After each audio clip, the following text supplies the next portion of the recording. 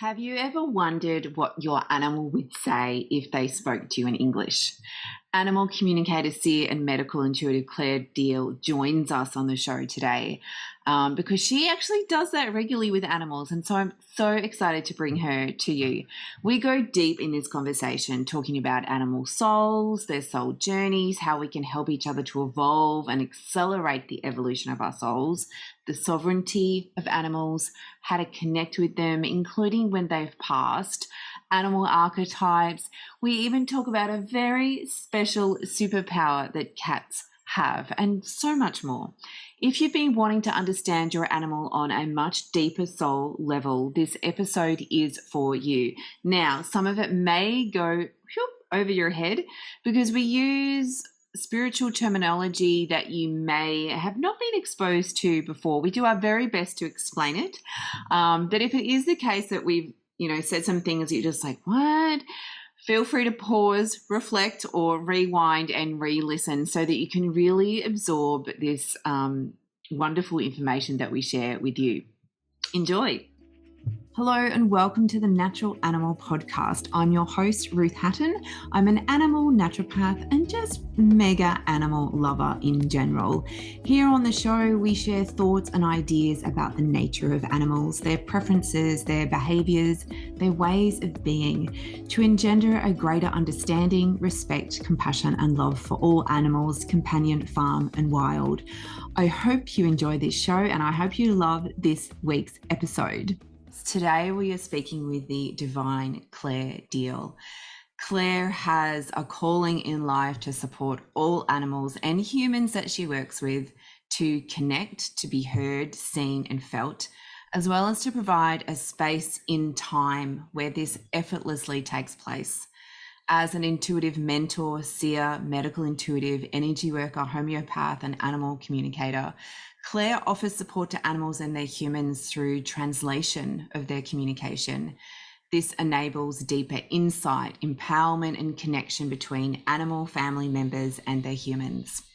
Clare's work encompasses supporting her animal and human clients across all levels: physical, mental, emotional, spiritual and energetic. And through this holistic approach, Clare creates a powerful space for discovery, honouring and understanding where they may be stuck, gently guiding them back to themselves for profound growth and healing. Bridging the forgotten or challenging gaps between animals and people is Clare's passion. Witnessing the light and ease return to their lives as they achieve health on every level fills Clare with joy and fulfills her life's purpose: to have reverence for each sentient being in the way they deserve. I'm so excited about this conversation. Welcome, Clare. Yeah, that was just really lovely. Thank you for having me. And that was really lovely hearing. It's not very often you hear your own words read back to you. So that was really therapeutic for me and really lovely. So thank you. It was really, really nice. It's nice because we don't often get acknowledged, right? So it's kind of like, Yeah. yeah, this is what I do. Yeah. It was really nice. Yeah. So we have so much to chat about today, and I just want to let everyone know that this comes off the back of me. I mean, I've known Clare for some time. I actually had sessions with you years ago. Yeah. But I recently connected back in with Clare for two reasons. One, for my own personal reasons, but also to provide insight and guidance around the show that I wanted to bring to you guys today with Clare. So I actually had this past week, we've actually had, Clare and I have been in each other's space quite a lot because I've had, each of my cats have had sessions, communication, healing sessions with Clare.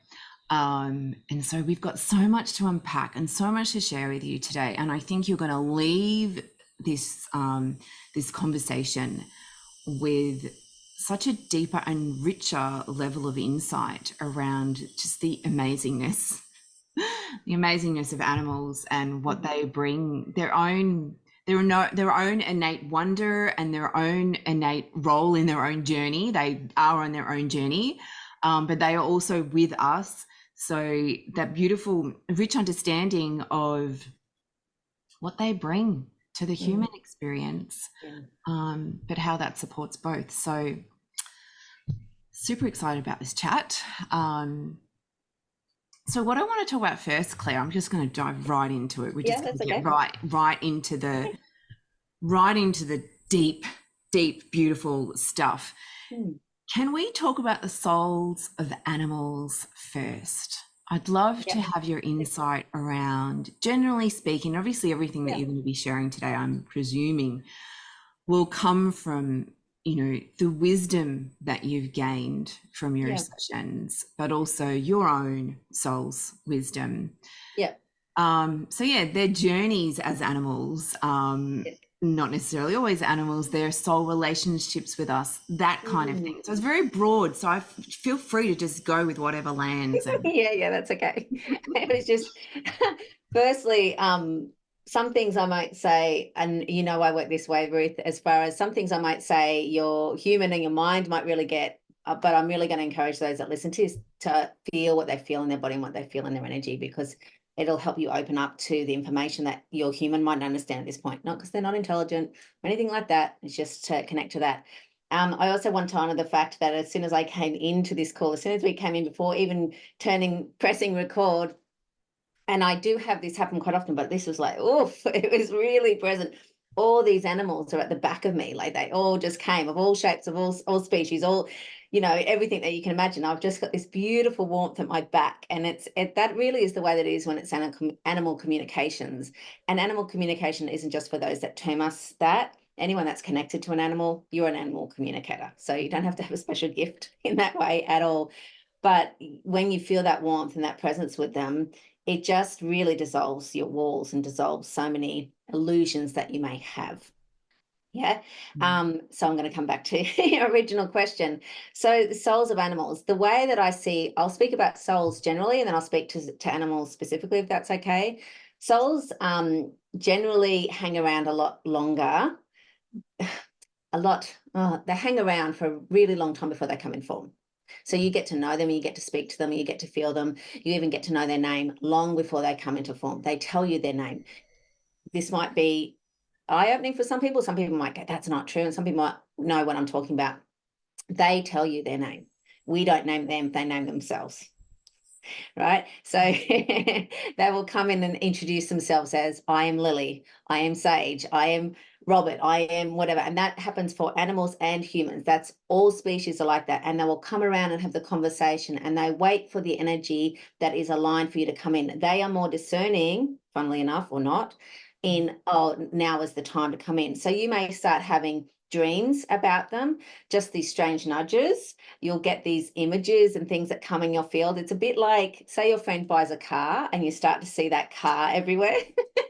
When you start to get the hit for animal soul coming into your field or animal coming into form into your life, you will start to see and feel this longing in certain levels, and you'll start to see or feel the images of that particular animal or the literal animal around you, by image, by a literal animal, by a many myriad of things. It's when you look back in hindsight, you're like, that's what was going on, because the conversation is happening long before they're informed.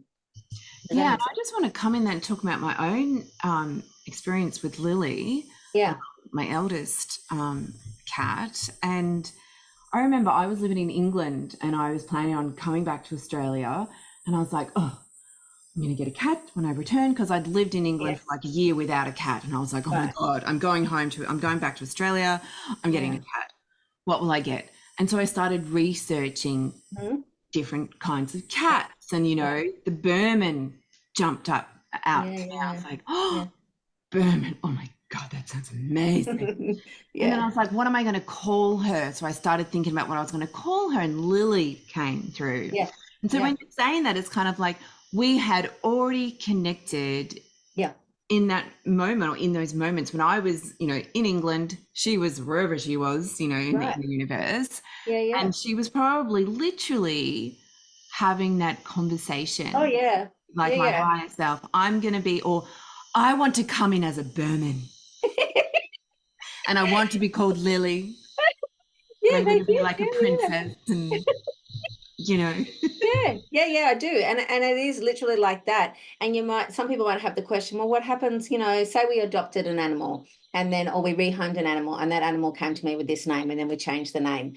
They are matching the vibration that they're in at that time. And so the name that you get for them is, it's exactly the same. We're multidimensional, multifaceted beings, humans and animals are. And so we attune to that energy and they attune to that, to our energy. They'll always be, this might sound an interesting way of saying it too, they're always like 10 steps ahead of us, more often than not, because they don't have the layers or the complicatedness of the human.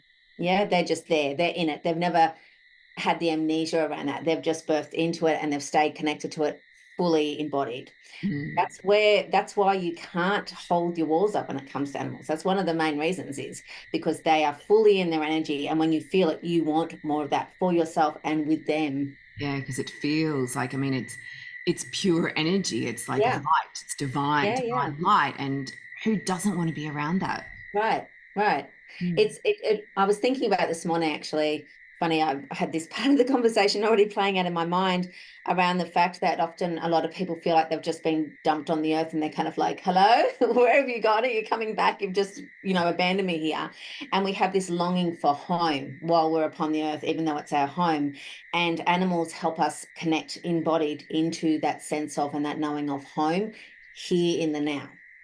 Because I guess you could say that they're bringing that aspect of Yeah. home to us here. And Yeah. it's funny because in Max's session, Mm. you spoke to he said, I didn't know it was going to be this hard here. Yeah. Yeah. And that made me think, that first of all, I was like, oh, poor Maxie, I totally understand where you're coming from. Yeah. Because I feel that too. It's like, it's so, but it did make me think, I wonder, and I didn't ask this from you, Yeah. but I wondered, is this his first Mm. incarnation Yeah. on planet Earth in this physical body? Because it's like, if he'd been here before, Right. wouldn't he and maybe he has been here before, but in a different form, not as a cat. Yeah. Maybe it's more like the cat experience that's quite challenging for him. So yeah, it just made me think, is this his first time like in physical form? Right. Because, Yeah. yeah, probably not. But it was just something that cropped into my mind. And It's that thing of, it doesn't feel like it to me, but you feel into that for yourself. It feels like he's been here quite a few times, but it's also different form or same form. He's definitely been a cat before. That part doesn't feel new to me, but it's different vibration. yeah, It's a really different vibration. It isn't a vibration he's lived in before, and often when we come down to the earth, it can feel really dense to us, those of us that are still very conscious to our frequency, our highest frequencies. I'm not going about, I'm high and you're low. It's not about that. But, in a very pragmatic way, there is different vibrations, and the earth, or being in form, is heavy, but that's the point. So we can have touch, so we can have senses, so we can explore ourselves and learn, and so on and so on and so on. So, yeah, it feels more for him specifically, but it feels relevant to other people that may listen to this. When they have that, even physical presentations can show, excuse me, difficulty in managing or dealing with the density or the vibrations that take place. We're impacted by the vibrations that are frequencies that are ever evolving. Our animals are as well. yeah, Children are, that animals makes are, humans are, yeah. yeah, that makes sense in terms of, I guess, if you also look at where planet Earth, where the world is Yeah. now in terms Yeah. of the vibration of the Mm-hmm. planet versus how it may have been in previous Yes. incarnations. Yes. So maybe it does feel a lot heavier and a lot denser, but also in terms of what countries he's lived in before Yes. would have Yeah. different vibrations and Yeah, frequencies. yeah. And we're, it's the extremities even more so in this day and age. So we've got the really high highs that are on the earth that have never been here in this, just to put it in that in a very succinct way. And that, because they're so high frequencies, the density that before we might have noticed it was so dense now feels even heavier. Yeah. And they're empaths, right? They're natural sponges, but they know how to do it in a lot healthier way a lot of the time. Sometimes we need to support them. I need to support one of my girls and say, you can let it go, let it flow through. And sometimes that's understanding our animals too, that they do need us. This is a collaboration. It's not just a one-sided thing. They're not just here for us. We're Yeah, here for each exactly. other. And so that's an ongoing process as well, because often we really put a lot on our animals to fill spaces that we haven't filled in our in ourselves. Yeah, we answer And a lot of them. yeah, and more times than not, they're okay with that, but there does come a point where self-responsibility and checking in with where we're overloading and where we're wanting them to be. We can objectify animals sometimes, Mm. and forget that they're sovereign beings and they have a say if they want to be touched, if they want to connect with you in that moment. And one thing I would give as advice to people is, how much do they get a say in when they come to meet you, not you go to meet them? How much do you sit in a place, you've got this yearning, you want to touch them? I get it. Don't I? I have impulse control with it too. I'm not speaking from a higher than place, but how often in your relationship do you allow the experience for them to come and meet you, to come and sit with you, to touch you, and you're not even touching them? You're just sitting there allowing them to meet you. Does that make, yeah? Yeah, because this is something that I speak about as well in my work, is giving our animals autonomy. Mm-hmm. Let them make choices Yes. suits their needs and Right. their desires. And it's like, yeah, I feel it too. It's like, oh my God, he looks so cute. I just want to go and Yes, bury there's a my face twist. in his belly. And if Yeah. I do that, I'm probably going to get my eyes scratched out. You know, you can't just imagine if you just went up to a human and just put your Yes. face in their belly. Like, what Yes. the, you know? But Yeah. yeah, it's honoring, like you say, they are their own sovereign being. They do Yeah. have their own personal boundaries. They've got Yeah. their own things that they enjoy doing. Like Right. Max is sleeping here right now. He wants to Yes. That be was his choice. part of this conversation. And he can Yes. be. Yes, you can come up on my desk. Of course you can. Yes. You can go wherever Yeah. you Yeah. want. Yeah. You know? Yeah. But yeah, I think that's a really important point, and I think it's something that not intentionally No, it's not. people No, do, it's not. we can fall into that trap of forgetting because we love them so much and we just want to be like, Yeah, oh we my get cute God, aggression. We want to squeeze them. we Yeah, want to yeah. be all in their space. And Yes. it's like, well, hang on, let's put ourselves in their shoes or their fur. Right. And we don't always want to be touched or No. bothered, for want of a better word, all the time. Like No. we And want to they're in have a fun. vulnerable position. It reminds me of a baby, that their sense of safety and saying, no, I've had enough, because they don't want to make us upset in general. They don't want to make us upset. And two, they're really dependent on us. And so we've Mm. being mindful of that, of the position and the hierarchy. It doesn't matter how evolved we are. Sometimes that can slip in because it's so indoctrinated in us. And so it's such a healthy thing to check in for yourself, because it's quite eye-opening to all relationships that you have with any species, be it animal or human as well. And Yeah. I Respect, just see it all respect the others' time. boundaries. Yeah, respect other souls, respect other Mm. beings. And I've got a puppy at the moment. She's 7 months old, and I get the thing, but people are learning. It's beautiful to see people getting it, but there's still, there's a journey for everyone. They'll still just come up and just, I want to touch, so I'll touch. And it's like, so us as owners, guardians, parents, however you would term yourself, it really is important that we're responsible for that and be the advocate for our animals, not just our own, but others. That's That's my yeah, that's my take yeah. on it anyway. Well, I agree with you. Yes. All we need to be advocating for all animals, whether that's Yeah. directly or indirectly. Right. And but I think it also depends on the personality of the animal. Oh yeah. I know with mine, Yeah. Lily, I could do anything with her. Like Yes, that's right. that's just who she was. She was so Yeah, that's right. gracious. Yeah. Um, Max is a bit more hesitant. Elvie lets me know. Like, Yeah. I mean, you've met Yep. Elvie. You've had a Yeah. Yeah. couple of chats with him. Yeah. Super, super strong personality. So if Right. I go in, if I try and do something with him, he lets me know if he doesn't want, Yeah. he'll hiss at me. Yeah. Yeah. I'm Yeah. like, okay, Okay. I'm sorry, I'm sorry, I'm sorry. Yeah. Yeah. Yeah. Yeah. Whereas Yeah. not everyone, it's going to depend on the animal's individual personality, whether they Oh actually yeah, have, it's very not much so. necessarily, strength doesn't seem the right word, like strength of No, character doesn't mean they're weak if they don't do that.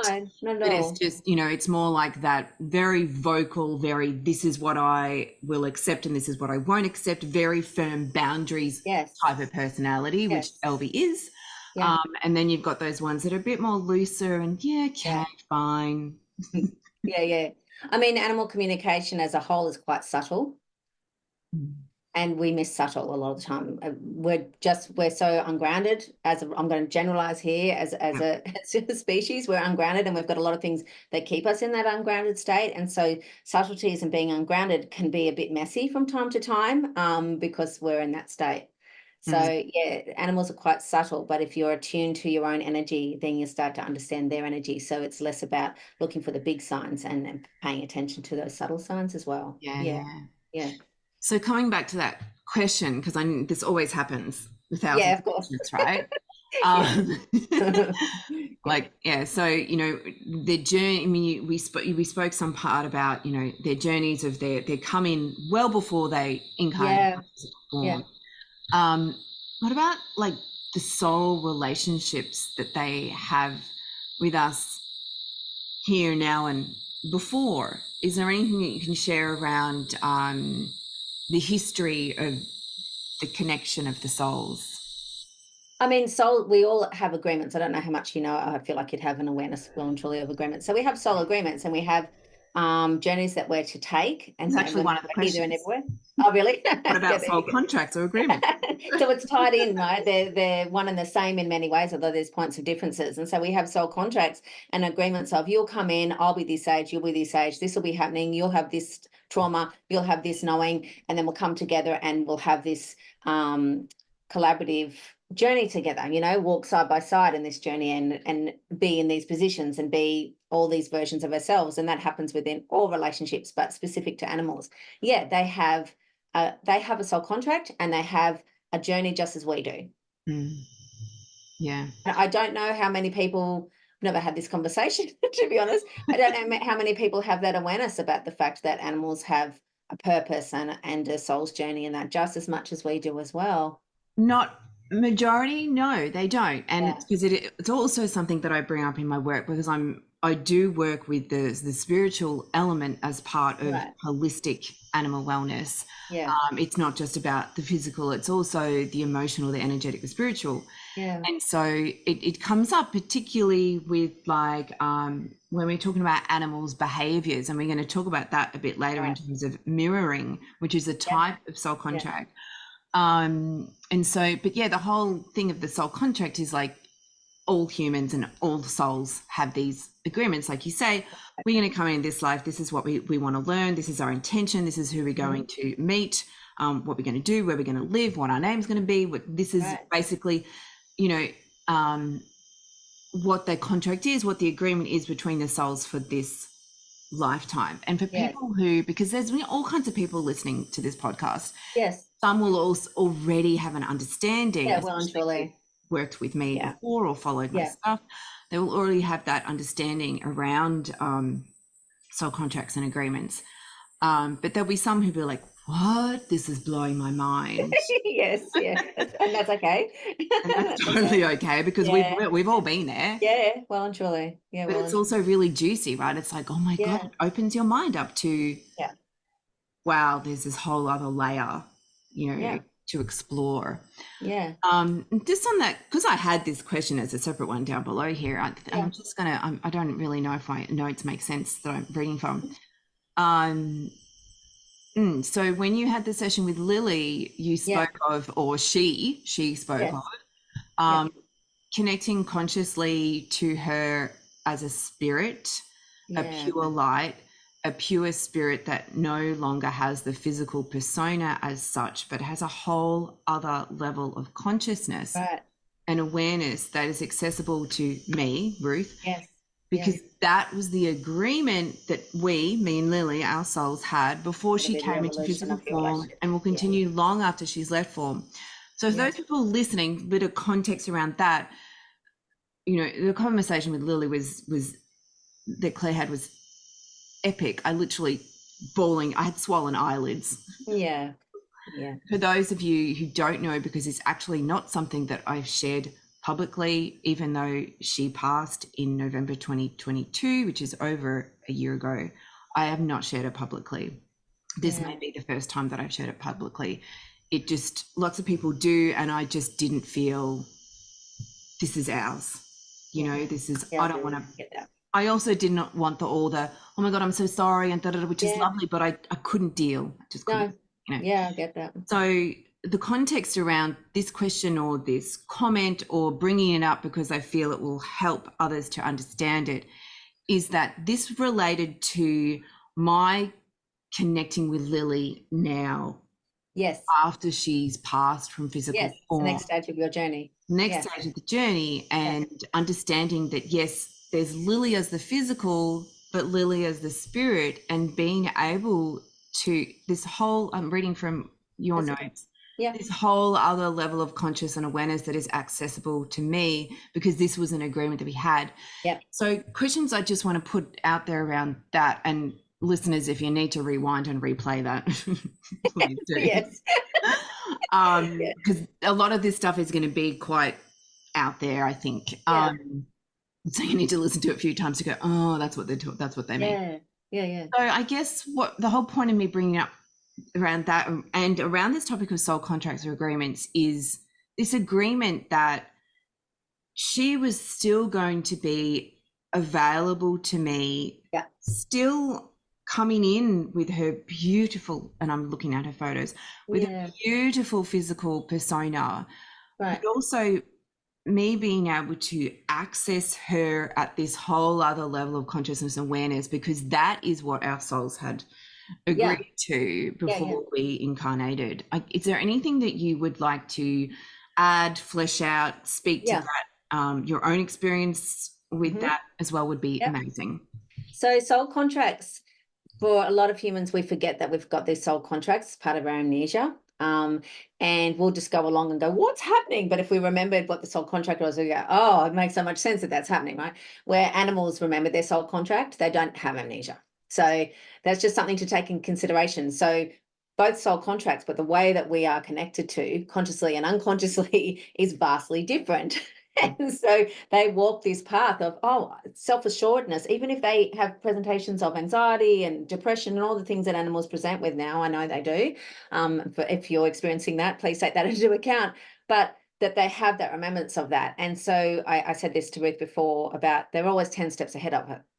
10 steps ahead of us, which is such a godsend to me. Anyway, I've found it to be that way. And with others that I've worked with, that's been the way. And so her journey with you, this feels relevant to others, is, okay, so you've been to this level of consciousness now, and I've taught you, or I could teach you in form, right? So I've hit my limit and capacity to that, as well as you have. So space needs to be provided now, so the form is no longer here, but the soul continues on. We never die, stages happen, and I know you know that as well. And so with her ascension or her connection or returning, more to the point, that energy is accessible to you because you have this sense of safety with her, right? So that's the way it's safer and it happens more effortless for you. It wouldn't, you as the human that you've incarnated to be would find it a lot more challenging to do it any other way.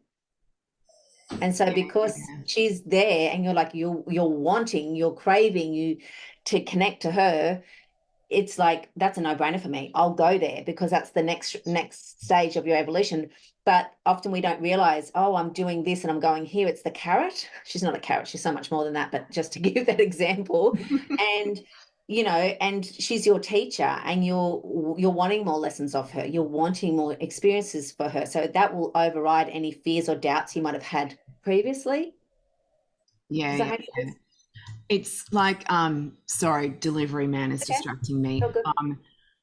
It's like we, it was always our soul's intentions that we would connect at this level.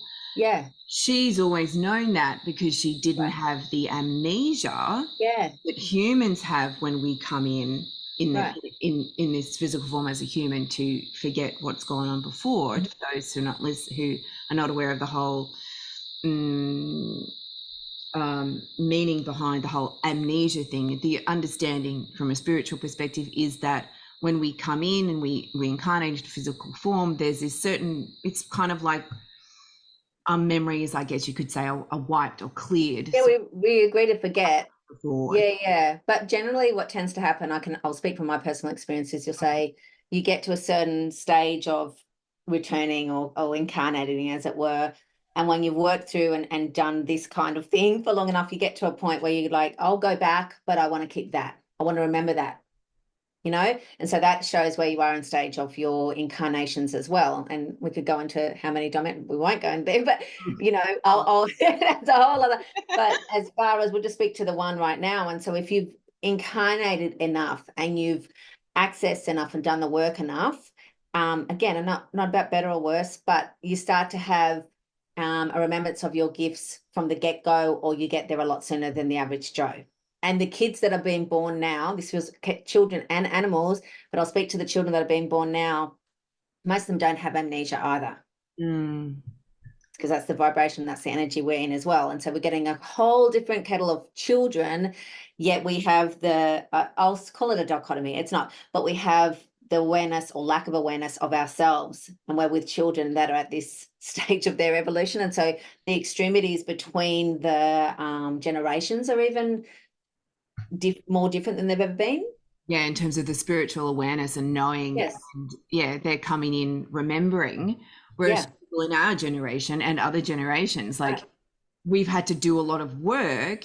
Those who are and not everyone is, but those who are tapping into the spiritual side of things and exploring that, every time we tap into that, it's like an opportunity to remember what we've lived, what we've learned. And that's an interesting point, coming back to the topic of animal communication, is that, and I don't want to like step on your toes, but remembering how it's like most animal communicators say anyone can do this. So you want to speak to they can.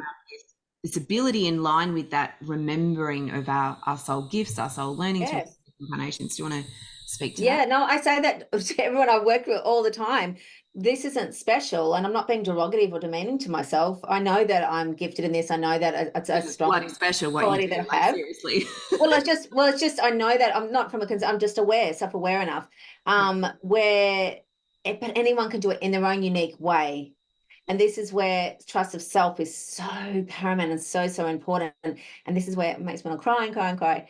This is where animals come in, because they offer this safe place to feel into ourselves and reconnect to ourselves and trust ourselves because they'll trust us implicitly. You see it with animals all the time, and it breaks my heart and opens my heart all at the same time. These animals that have been abused and mistreated, and they trust again and again and again.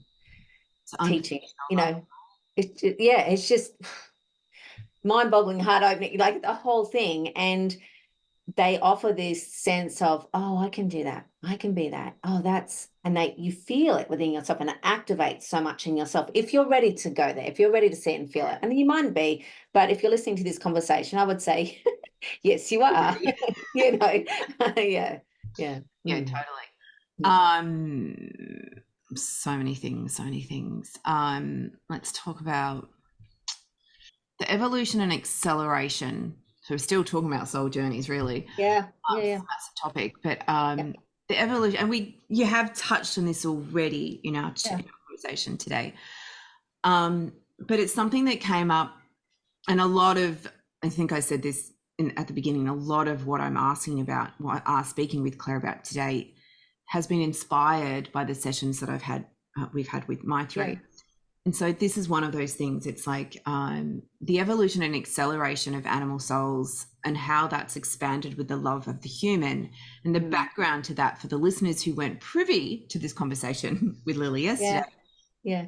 From Lily's chat, you said, she's reached that certain level of consciousness and that certain level of awareness because of the love that you shared with her and the alchemization that happened with her and all that took place in the time that you shared together.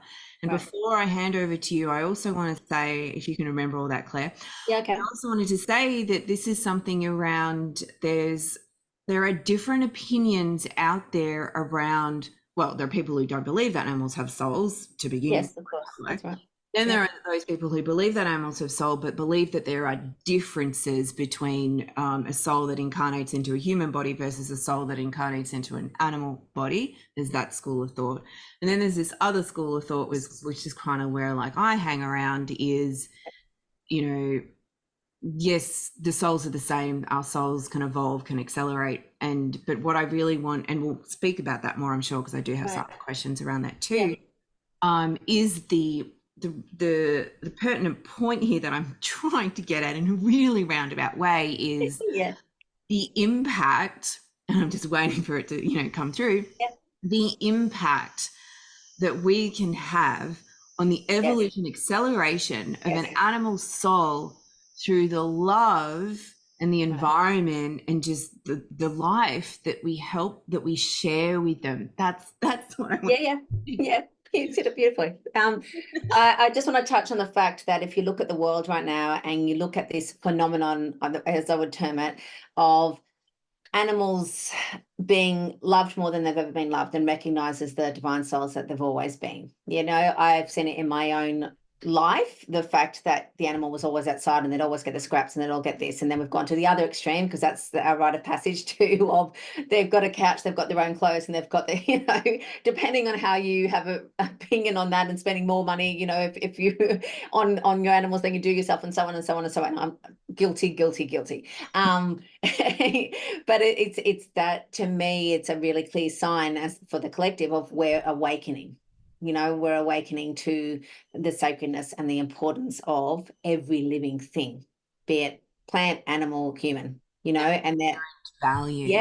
yes. And so that hierarchy that we've been conditioned to really buy into and even sit in more often than not, sometimes we're not even aware of that. Oh, it's just a dog, it's just a cat, it's just a this, no longer flies. We can't stay in the status quo anymore, and so we'll even surprise ourselves sometimes of, oh, I don't feel aligned to that way of being anymore, and then there's an adjustment period in that. And so due to that next evolution of our consciousness, we're meeting our animals as equal souls, as they've always been, but we are meeting them where they're at and always have been. And due to that, the vibration is rising.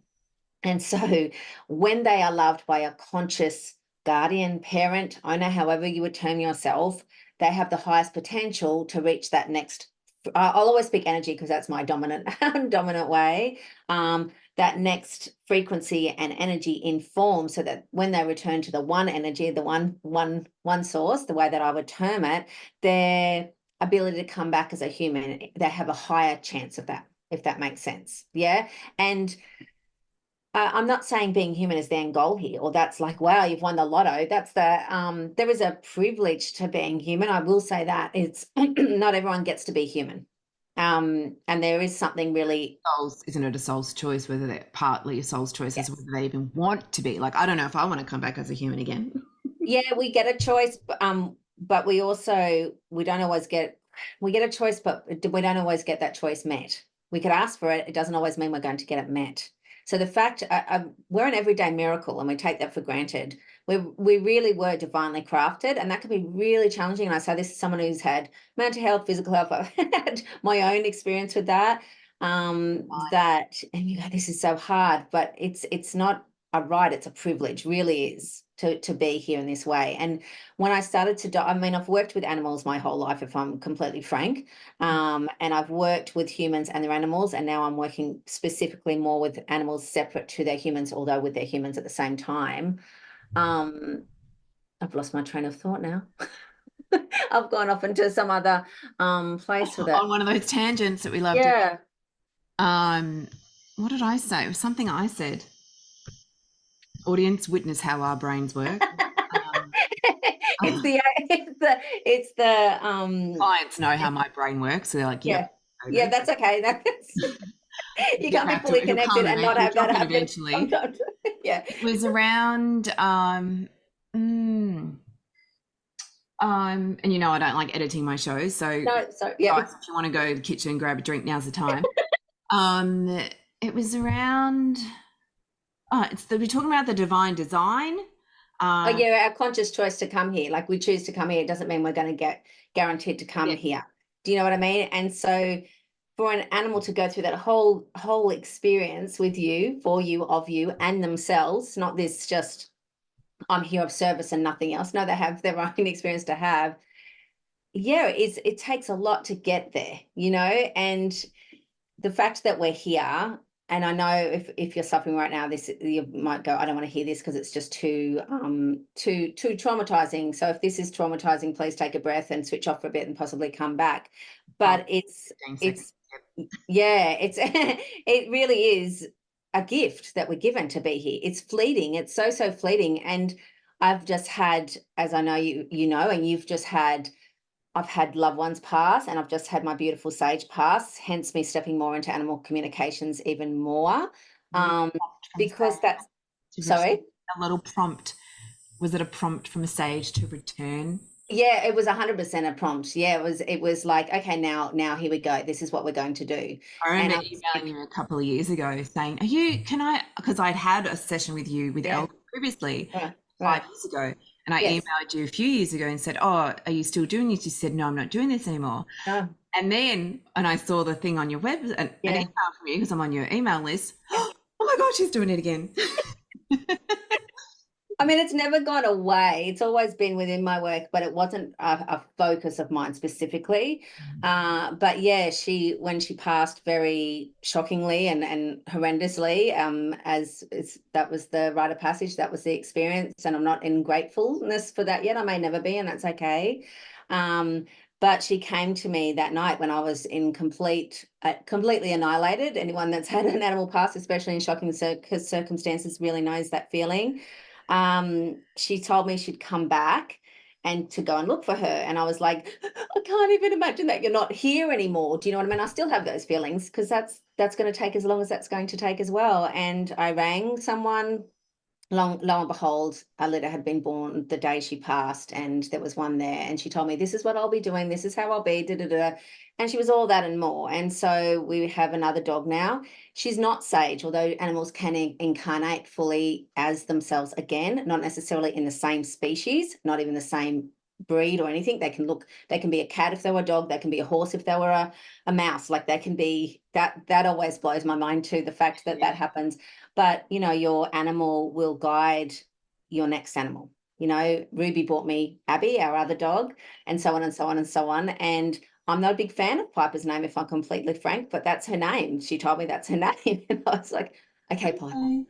But when I met her, I was like, there you are. But it's that thing of being willing to listen to what they're saying. Being open, Yeah. Because curious. often, yeah, curious, because often we won't listen to ourselves, really, and let alone listen to anyone else, be it animal or human, because we're like, I don't know what you're going to say, and I don't know if I can control what you're going to say or how it's going to impact how I feel. Yeah. Yeah. So yeah, in a long-winded way, Sage returned me well and truly back to this line of work, and I'm forever grateful for it. I'm still unpacking it and still on the journey and going, oh, this part's coming in, this part's coming in. And how boring would it be if that stopped? So That's not a boring. bad age. That's life. Yeah.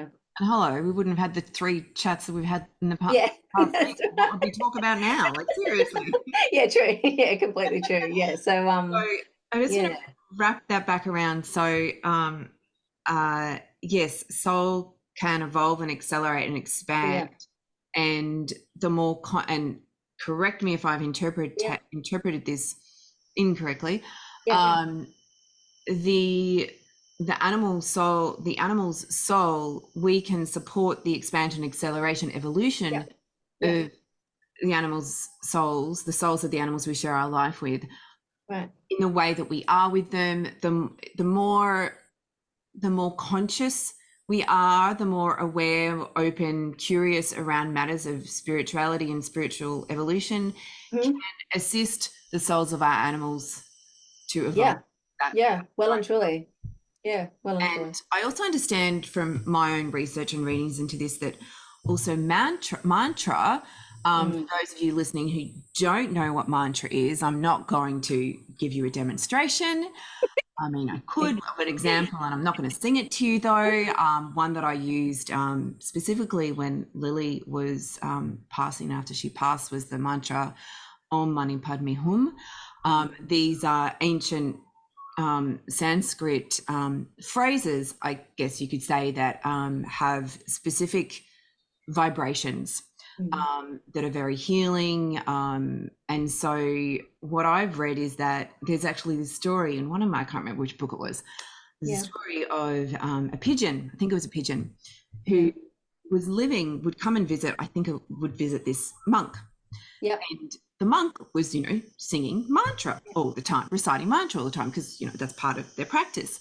And so because of that exposure to mantra, Right. the pigeon in the next life, their consciousness has raised so Right. much by listening to this daily mantra. Right. Why I often play it in my own home as well, not just for Right. my evolution of my soul, but for my Yeah. cats too, Yeah. right? Yeah. But it's like by listening, because of listening to this daily mantra, and hello, they weren't necessarily living with the monk, but they were in the Right. monk's environment. Yeah. The pigeons next came in the next life as a human. Yes. Yeah, yeah, yeah. That's it. It naturally occurs too. You don't have to go, I'm going to work on you all day, every day. It's not that kind of intense either. Yeah. We're not But all it is. monks. No, we're not. I mean, maybe, but no, no. Yeah. So that it is. It's that thing of it can happen via osmosis. In that thing of the space that you live in and the energy you put in your space. It's impacting them as it does everyone else that lives in that household. Yeah. And so. Energy. Yeah, and with I was going to call them my children, but they are, with my animals. Yeah, they really have, like Abby used to come in and do a lot of energy work with me in my sessions and do that thing. And then when Sage came, she stepped back and was like, let her be the apprentice. And I could hear them having conversations, and then you come in and do this and then that. And everyone that I used to do, I still do from time to time, meditations or do my trainings. I used to get a bit self-conscious about, she's a Dr. Bordeaux, she's a bit snuffly and make these sounds, and they all miss her sound Yeah. in sessions because they'd go, Sage is here, and it was like a cat purring, that same feeling of getting into that deeper theta state, tomato. And so that's happening now in this particular experience of the next animal soul in our family, and this exchange going on in that way. But that doesn't mean they're all masters of it. Sometimes us teaching them is also a benefit. It's a two-way relationship happening in that, like I mentioned before about Abby. I constantly have to remind her, you can let the energy flow. Thank you so much for helping me, but let it flow through, because she kept getting sick when I was sick, and she still does it from time to time, but not for as long as she used to. And so that's something to take in consideration with your animals. If they're chronically sick or have chronic presentations, not about blaming that person, but it is the thing of, they'll show, or reactive dogs, all these things give you so much information about where you're at. Yeah, and it's like, I mean, I've got it for something to talk to later. Mm-hmm. But that just flagging that, it's like understanding, and again, this is always something I speak with my clients about as well, is getting to know your animal through observing them, knowing their patterns and knowing their behaviors, so that you know when something is up. And this is beautifully presented with my youngest cat, Elvie. And this came up in the conversation with him too, around this energy that does get stuck in his lower back and his hip.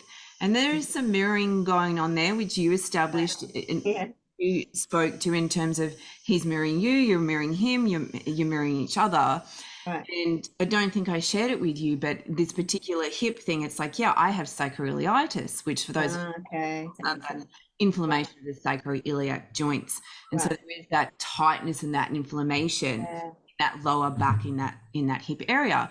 So, and I didn't realize that, but he does get energy that gets stuck there. Mm-hmm. But I didn't realize that was, and now after the session with you, it's like, oh, that's my sacroiliitis. Right. But he's struggling. I know he struggles. So then I go down, get on the floor and massage to help him move the energy out. Because he pulls at his fur, he bites the fur out. So I know from the work that I do, it's like the energy's stuck. So I help him. I'm like, Elvie, stop ripping out your hair. Let me help you. So I massage him out, massage. I move. He lies down. He looks at me with like, I love you, Mum. Like, is that good? Is that helping? Yes. He just goes there and do it for quite a while. But it's like you said, it's like he sometimes forgets how to move the stuck energy out in the physical form that he's currently in, and how to do it as a cat. Energy. Energy. It's And I mean, I jokingly call Abby from time to time the Grim Reaper. I'm genuinely joking. She's not the Grim Reaper, but if she's really sticking to you, it's like, oh, not getting paranoid, but oh, something's a brewing, which is a beautiful thing as well, because you're like, all right, I'm going to up my things and support myself in that way. Uh, That's an ongoing process where we go, oh, there you go. But they'll heal you. They'll sit on the side of your body where you need the most healing. They'll know the energy and the frequency that you need. They're very discerning in what's needed and what's needed, when it's needed, if anything is needed, and so on. And that's something that I would really encourage everyone to notice and possibly feel into for yourself. And when you get big hits of things from your animals, be it an image in your head or a feeling, you'll hear them. How do you know when they need to go to the toilet? Because they're telling you. You're feeling it. You're hearing it. You know what I mean? How do you know when they need to be fed? You might go, well, they always get fed at 6. Well, sometimes they might necessarily be scratching at you, but you'll just get the, oh, you need to be fed. You know, those little things. That's all communication. That's all conversation. That's not just made up kind of things. Yeah. Or, you know, or, Yeah, no, it's all, yeah, it's the way they converse with us. it's Yeah. like they say when you know, like you feel, you know, when someone's looking at you. You might not be Yes. looking at them. You could be turned back to them. Right. You turn, it's like, oh, you know that they're looking at Yep. you. It's the same with animals, that we all have this, for want of a better word, psychic ability. Yeah, well and truly. Yeah, yeah. Because others are like, well, how would you know that person is looking at you? You feel it. You feel the energy. Yes. Like, Yep. same. It's the same thing with the Right. animals. Yeah, it's like know your animals, observe your animals, understand their patterns, but also be curious of these behaviors and why they're Yes. showing up. And yeah, it's Yeah. like you say, is it Piper who? Which one's the grim? The grim reaper? Oh, Abby. Abby. Abby. Yeah. I know Abby. Yeah. Abby, when you know, it's like when she's hanging around you a bit more or stuck to you a Right. bit more than usual, it's like, yeah, she's like, it's getting a bit hot in here, Right. you know. Right. So Right. because you know the pattern out of Yes. observation, you Yeah. can then go, okay, thanks for the tip. And then you Yeah. can bring in all the tools that you have Right. to Right. manage your energy. Mm-hmm. It doesn't escalate into a Yeah. full, Prevention is better than oh my God, cure. I'm burnt out, I can't function. That's right. Yeah, because she'll sit on me when I'm really ungrounded. She'll sit on me a certain way when I need a lot of rest. And I'm acknowledgement of their communication, of spirit, of your animal, of energy, period, is never underestimate the power and acknowledgement. Like literally saying to them, thank you for, like you said so beautifully then, thank you for giving me that information. Thank you for sharing that with me. Or if you hear it in your head, ask them, did you just say to me you need to go to the toilet? And you probably do that already and you don't even realize it. And they'll give you a look. They'll give you a sound or something. And then you say, thanks for telling me that. Like we do it often with our girls. They barking's appropriate. They're not bad, but we'll go and thank them for those things. Gratitude and acknowledgement, gratitude and acknowledgement. It's a powerful, powerful, powerful tool and so simple. So simple. Yeah. You brought it up, like with Elvi, I'm always saying to him, thank you so much. You're so amazing. I'm so grateful Right. because you're not the first animal communicator who's had a session with Elvi that has shared with me that he can feel like a failure. Yeah, they can. And he does this frustrated sigh, like, Yeah. like she's not. Someone said to me, it's like he's, even though I've studied animal communication, Yeah. I can't have a conversation with my animal. Well, I probably can, but it hasn't come Yes, I get what yet, you're saying. right? Yeah, So yeah, like yeah. to myself, like Yeah. don't count all the skill that we all have. I Right. just haven't remembered it properly yet, and I've got the Yeah. human stuff going on to, Yeah. Yeah. as you know, may not remember from the stuff that came Yeah, through with I this do. week. But it's like, you know, when I'm not getting something, or yeah, when I'm not getting something, or I'm repeating a behavior that's not a healthy behavior, that's not serving my highest good, and then he can feel frustrated by that because he is my guardian, is my protector, and is teaching me all the time. And then when I'm not getting it, he feels like he has failed. Yes. So that's why I always say to him, thank you so much. And I'm so grateful. Right. So amazing. I really Right. appreciate your help, because I don't want him to feel like he's a failure. No, and it is that thing of I will say it to my girls often too, I'm still learning and unlearning, and you're teaching me so much. And there's some things I get, and I'm working that out because of you. And some things I'm going to take maybe a little bit longer than I'd like and you'd like. And we're just going to work this out together. And, it's like any relationship, having those really open conversations. And if we want our animals to trust us, share your stuff, right? And I know that this might sound like I'm going back on what I just said. They can hear what you're saying, thinking, and you might go, oh my God, I think really awful things about them sometimes. And it's fine. It's completely fine. They still They know. They know, they can hear it all, they can feel it all. Like it's fine. But literally saying out loud what's going on for you. And that might sound like a really convoluted thing to say. So say you're having a really challenging thing in your marriage, or you're having a challenging thing in your work, and you're coming home, this heavy kind of feeling, and you can say to them, this is going on, like you would a friend, because they are generally your best friend.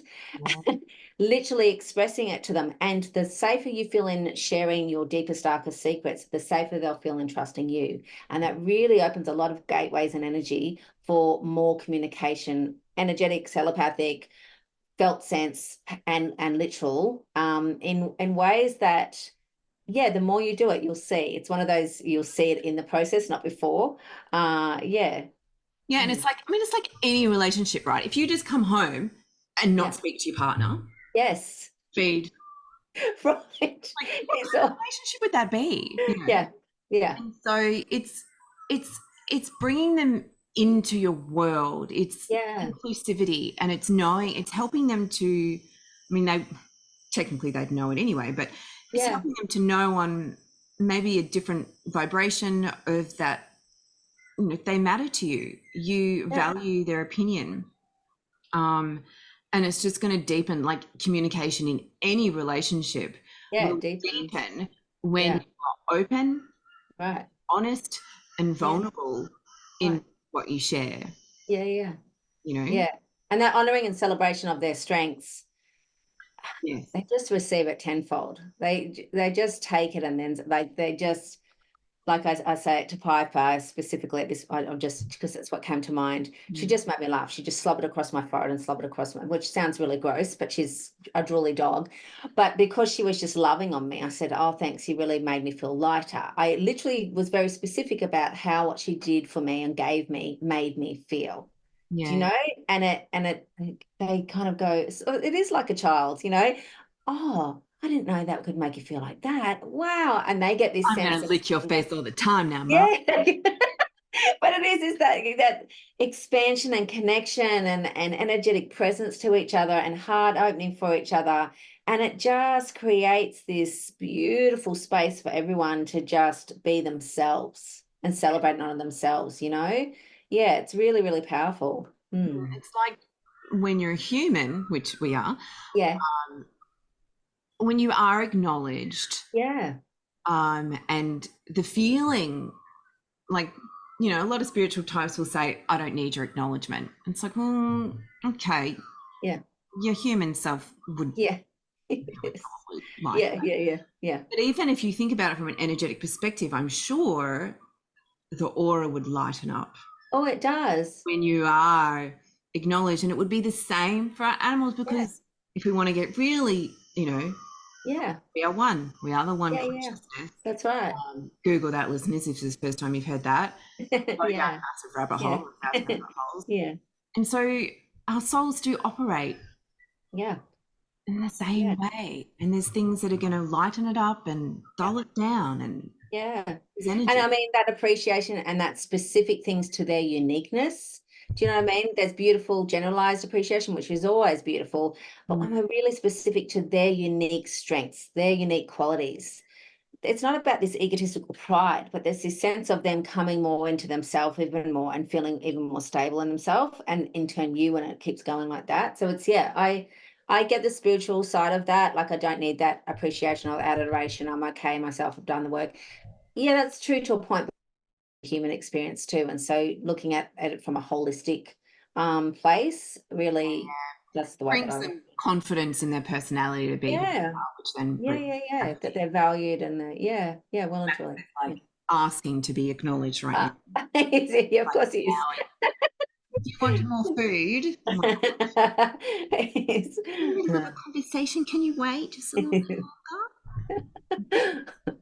So let's go back to this long list of questions on this page here, which we may not get through everything. I didn't even ask you beforehand, do you have other appointments straight after? No, I said I did afternoon appointments today. I set this time aside, so it's fine.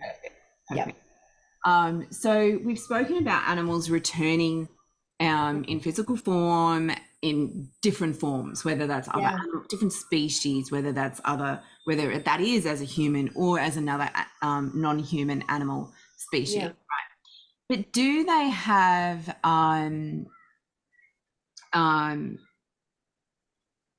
do they have to return? Will they always return? And I say this off the back of your conversation with Lily yesterday. Right. She shared that she doesn't plan to come back. Yeah. I always do Lily, she's an angel. Yeah, that's right. Angel. That's what her energy is needed there. It's going to work from there, you know? Yeah. And what you said as well before, you're not the first animal communicator to say it to me, was that she left when she did because she'd done everything she needed to do in physical form. She could help me more in spirit than in physical. That's right. But she says she doesn't plan to come back. No. I'm like, rightio. Yeah. I always thought if she does come back, it'd be as a human, right? Yeah. But she said, how I am and where I am with you is exactly where I need to be. Right. And right. we know this is a common theme through all of the sessions. Yes. Nothing to fix. There's nothing broken. Right. I wouldn't, my new mantra, because my cat's told me. Yes. I wouldn't, and I think this is really going to help those listeners who've had an animal past. Right. They're like, they might be waiting or expecting for them to return, but it also is that acknowledgement. They may, but they may not. But it's the acknowledgement of the sovereignty of this is they have their own journey. Their soul. Yes.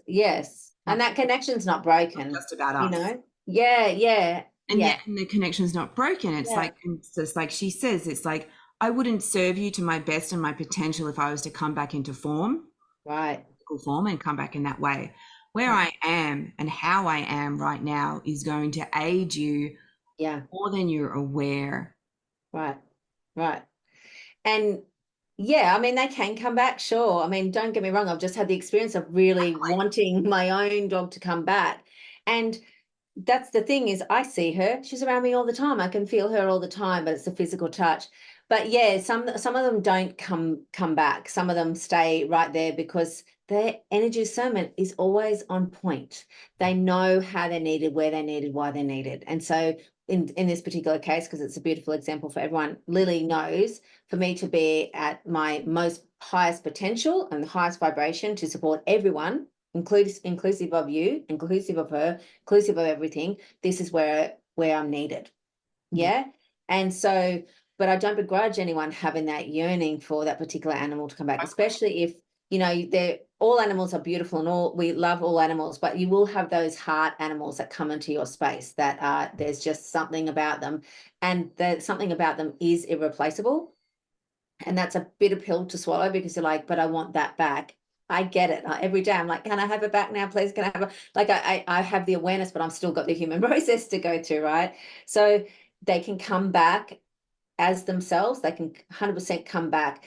The thing that can happen to you, though, is that they might come back to you.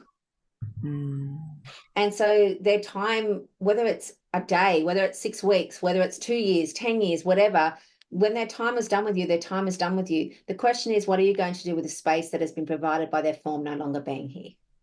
Because that's the question that's being asked of you. What are you going to do with that space and time that has been left for you by their form no longer being here? They are still here, but that space on this level in this way is a space for a reason. And sometimes you can go in all guns blazing. I'm going to fill this space up quick, smart. I will really encourage everyone here to take your time with filling into that space. Sometimes you'll get strong guidance. Fill that space now, do something with it. But most of the time it's like, let the space be and then see what bubbles up. And sometimes you might be just in the throes of grief and you can't see your ups for your downs, and that space is just going to be that space because you have nothing new to give. Other times the way you want to move through the grief is to go and do something that's going to be your own journey, but just check in. Am I feeling space that needs to be left alone? And that's your animals just taught you that, you know, energy discernment. Yeah, Mm. exactly. It's such an important thing because the grief process is, well, is when you allow it to come up, uh, Yeah, really, really challenging yeah, and it is. different for everyone. Yeah, very much so. Yeah, And it's like the tears never, it can be a situation where the tears yeah, never end. And then there yeah, can be moments where you feel like you've literally just lost them all over right, again. right, right. And the grief. And I heard from one of the, spiritual people that I follow is like, when there's an opportunity to grieve, Yeah, so when a loved one passes or yeah, leaves, because it won't necessarily be death, you could have a relationship breakdown and they're yeah, still gone out of your life. But when a loved one leaves and you're grieving, it's like your body knows, it's like, oh, hello, body's yeah, in grieving. Let's grieve right. some of that stuff that she hasn't yet grieved from like 20 years ago. Let's bring this up. And so, Yeah, I literally just said that to a client the other day yeah, because we're she was just consumed by it. not grieving the loss of the loved one and this Yes. moment, but our body is bringing up energetically the grief from the past that we haven't been able Yep. to release. Yeah, it's cleansing. It's that cleansing. It's grief's such a powerful teacher, and it's something we bluff ourselves into thinking that's left the building. Mm. Where grief is ever present, just waiting for something to happen to go, all right, let's do this work here. And I've had my own very complicated relationship with grief. So I'm not saying, oh, let's welcome grief. But sometimes, yeah, it's that welcome. You're welcome at the table. I'm willing to meet you where you're at. I'm willing to see what is going to arise or feel or experience what's meant to arise in me or to be moved through me. And yeah, as I mentioned, I had a lady the other day and she's just lost her dog and the grief is just purging her, like purging her from the inside out. It's no mistake that we have water cleansing us at the time that we're in grieving. And then, I mean, there's so many beautiful homeopathy for me, and I feel like for you too, was such a godsend for me. Has been throughout my life, but when it's come to grief, it has been so phenomenal. And so I have periods where I just crying and crying and crying, but other periods where I couldn't cry. You know, when you get that grief and it's just stuck and you're like, I so Mm. need to cry and I can't. And so sometimes you might do well for homeopathy or energetic support or something like that, just to help a soft scaffolding to help that release come in, because that's what it is. It's a cleansing, a release. And the more you grieve, I've just seen it. Sage only lived 4 years, but I loved her like she was 100. You know, I squeeze as much love, and I know you'll know this feeling, and I know other people listening to this. So there's not a moment that I go, I didn't love her enough at all. And so that's where the grief can be all consuming as well, because you're like, you loved to that level. So the grief is going to be to that level. That's love. Seen that as well on Instagram or Yeah. some quote or something. It's like the um the extent, that's not the right word, but the extent of grief that you have for someone, whether it's human or animal, um, is relevant to how much. Yeah. So the depth you loved them. Yeah. I think that's where you can see some beauty in Yeah. grief. It's like, well, no wonder I'm still crying my eyes out. Yeah. Not all the time. No, no, no. There'll be things that come up and I can get in a state, and it's been however long it's been, a year and 3 months. Yeah. And yeah, in those moments, it's like still feels like it's yesterday. But then I remind myself that, well, it's no wonder that I feel this because Yeah. I loved her so Yeah. much and still Yeah. do. Yeah. For me, it actually wasn't homeopathy. Yeah. It was energetic. I mean, Yeah. it is energetic, but it was Yeah. actually Yeah.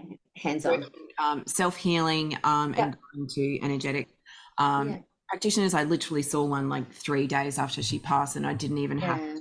I brought her photo, and I didn't Yeah. even have to say anything. Someone that I've been to on several occasions up here on the coast, and I arrived at her house, and she said hello, and I literally just Right. burst into tears, and I didn't even have to say anything. She knew, like she knew she knew that it was something really freaking terrible.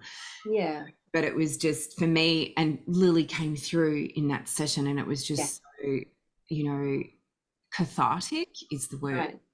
But for me, it was being able to move it Yeah. energetically Yeah. Yeah. through my body and allow it to flow and allow it to do. I was very open to it. Right. I didn't want to squash it down because Yeah.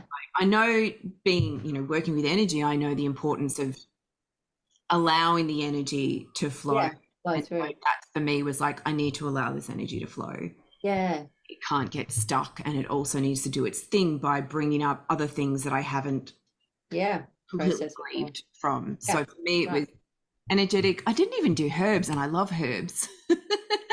No, but when you're like that, less is more Yeah, because you're beyond capacity. And so that's where energy work, be it energy like that or homeopathy or whatever you're inclined to connect to, gentle is the way. And yeah, when grief seems to be long-winded, and I'm using that term intentionally because I don't see it as long-winded, although in my own journey I've judged myself for it being long-winded too, if I'm completely transparent, which I always will be. Because we'll have a timeline of I should be over it by now. And we'll hear these words and we'll shame ourselves for that feeling state. And that just compartmentalizes and really adds judgment to this excruciating pain at that time. So if you're in that space, whatever you're grieving about in small ways or significant ways, keep that in mind that grief, it doesn't have an end. And you might go, oh my God, it doesn't have an end, but it doesn't, it just has a process that's going to be in your life forevermore. It's a teacher, and it's taught you and will continue to teach you so much. And it's not always a welcome visitor, but its gifts are powerful, and yeah, they really instill this wisdom and this heart that wouldn't be accessible unless grief came to visit. exactly, exactly. And it is a lesson, and which brings me to, a really important question, because I think it's important. I'm sure you'll agree. Yeah. Yeah. Is the role that animals play, and yes, I know we do it with them as well here, but I really just want to celebrate the animals. Yeah. Yeah. Yeah. Part of, main kind of impetus for this show in the first place. Yes. Yeah. You know, one of their roles as teacher, Yeah. um, and I mean, I have an answer, but this isn't an interview Mhm. with Ruth. This is an interview with Claire. Claire, Yeah. and you kind of already spoken to Yeah. it, but I'm going to open it up again, or in a bit more Yeah. richer context, I guess. Are animals teaching us, and what does that look Yeah. like?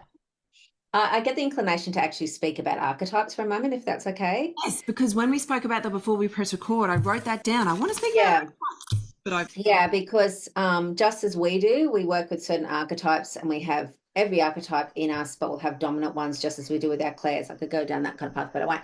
And so, surprise, surprise, my dominant archetype is mother and magician, or surprise, surprise, and innovator. There, so that's kind of a snapshot of me. And when it comes to, I'll just use my own animals as an example. And so I have a healer, which is Abby, which is anyone that's sat in it is just like, oh, there we go.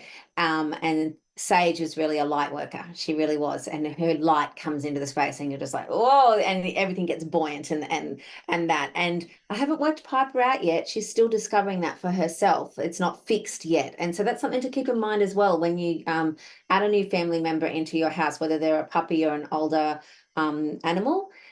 There may be a process of discovery for you and a process of discovery for them. And she's just telling me she's deciding. She's just trying on a few things, and so checking in. So keeping that in mind with your animal family member, what archetype is showing up for them most predominantly? Are they a quieter, more sensitive animal that is inclined to sit with you in your emotion? Do you know what I mean? And you might go, well, all animals do that. Yeah, all animals do it to a point. Some are just, that's their superpower. And you'd be like, I just want that, I just want Sally, or just want whatever that may be. And then when you're wanting lightness or kind of just a play, that one might sit back a bit more, and that other animal might arise. And you look at a party, they give me the example of a party, and there's those that are up on the dance hall from the get-go, and there's the wallflowers over there, and there's a person, which I am most of the time, sitting over there with the animal in the corner. So it's feeling into, because it's tied to their personality and their soul's contract. Yeah, of what they're here for. And if you've got these different, and so if you've got a multi-animal household, they may all have the same archetype. It's pretty rare. Pretty rare. I haven't seen it before, but I'm sure they're saying it does happen. I'm like, okay, great. But I've had the different ones come into this space, and so look at what that particular archetype is here to impart to you, support you, inform you of. Yeah. Does that make sense? Oh yeah, totally. Yeah. And I think I mean, I'd say interesting, like when you say about the multi-animal household, Yeah. Elvie and Lily definitely teachers. Right. Um, Elvie, you spoke strongly about him being the guardian and the protector. Yeah. See, that's a archetype. So they can have a bit of both. They don't have to be, oh, that's all they are. We're not Yeah, just one thing, but we'll have our dominant. So he's got that teacher guardian kind of neck and neck from what I can see and feel with him. yeah, Yeah. because you spoke about how he's very selective Oh about yeah. who I work with. Yes. So clients, if you've worked with me, Elvie's had a say in that. Who I Totally. engage with, but Right. also very um, teaching me how not to give my power away, Yes. how to access my, and this is all from the session you did with him, you may Yeah. remember how to access my intuitive gifts. So that's also, I guess, not necessarily always teacher, but also, I guess it is teacher, isn't it? His teacher. Yeah, it's still the teacher. It's also the Lily thing is of the spiritual conscious, teaching me yeah, consciousness, yeah. and Max is his own special. I would actually term Max a healer. Oh yeah, Yeah. So he to me, but feel into this for yourself because you know him better than me. The dominant one for me definitely feels healer. Yeah, because I can feel his presence here. I feel really like, oh, that feels right nice. here. So Yeah. I could really. he's Yeah, he's looking very healery right now. He's just sitting. yeah. He holds space. He's holding space. He's a space holder, He really healer. holds Yeah, space. yeah. And he's often the one. He's he's the quiet one in the corner. Right. He's not always there. He goes and spends a lot of the time on his own. But That's a healer though, right? Because they'll yeah, sit on the outside of the forest. decompress. Yeah. And they'll heal. And they I keep getting the nudge to speak on the fact that even when you're not with your animals are with you. Yeah, Right. So he said they'll that. have I can't yeah. remember who you said it. Whether Elvi. it was Yeah. El. Yeah. Every, Yeah. everyone you've met, everyone you're going to meet, Elvie's met them. Elvie's meeting them. You go to a Yes. cafe, you talk to a person, Elvie's met them. Yes. Elvie's assessed their energy. Da, da, da, da, like blows mind blowing. So they don't have to come out to every. So I say this as someone who I know I can be very codependent on my animals. I'm very aware of it. I'm working on it. Like I've still got a human process. Me too. Um, yeah. So and that's that's okay. But they will come with me. Like I'll be having a session with I'll be the not the practitioner. I'll be the client or patient or whatever you would tell me at that time. Or I'll be somewhere where I'll be feeling unsteady or something will be happening, and I'll feel that animal. And you might go, but doesn't that just happen when they pass over? No. They remember their energy, they remember their way, and they will be around you all the time whenever you need them. Yeah, And that's not because you're working them too hard or doing the wrong thing. They have a choice. They're sovereign beings. So I know I've had, yeah, it can be a bit of I can hear certain people's listening to this, their brain going, huh? How does it? I can hear that. So, energetic like, cord.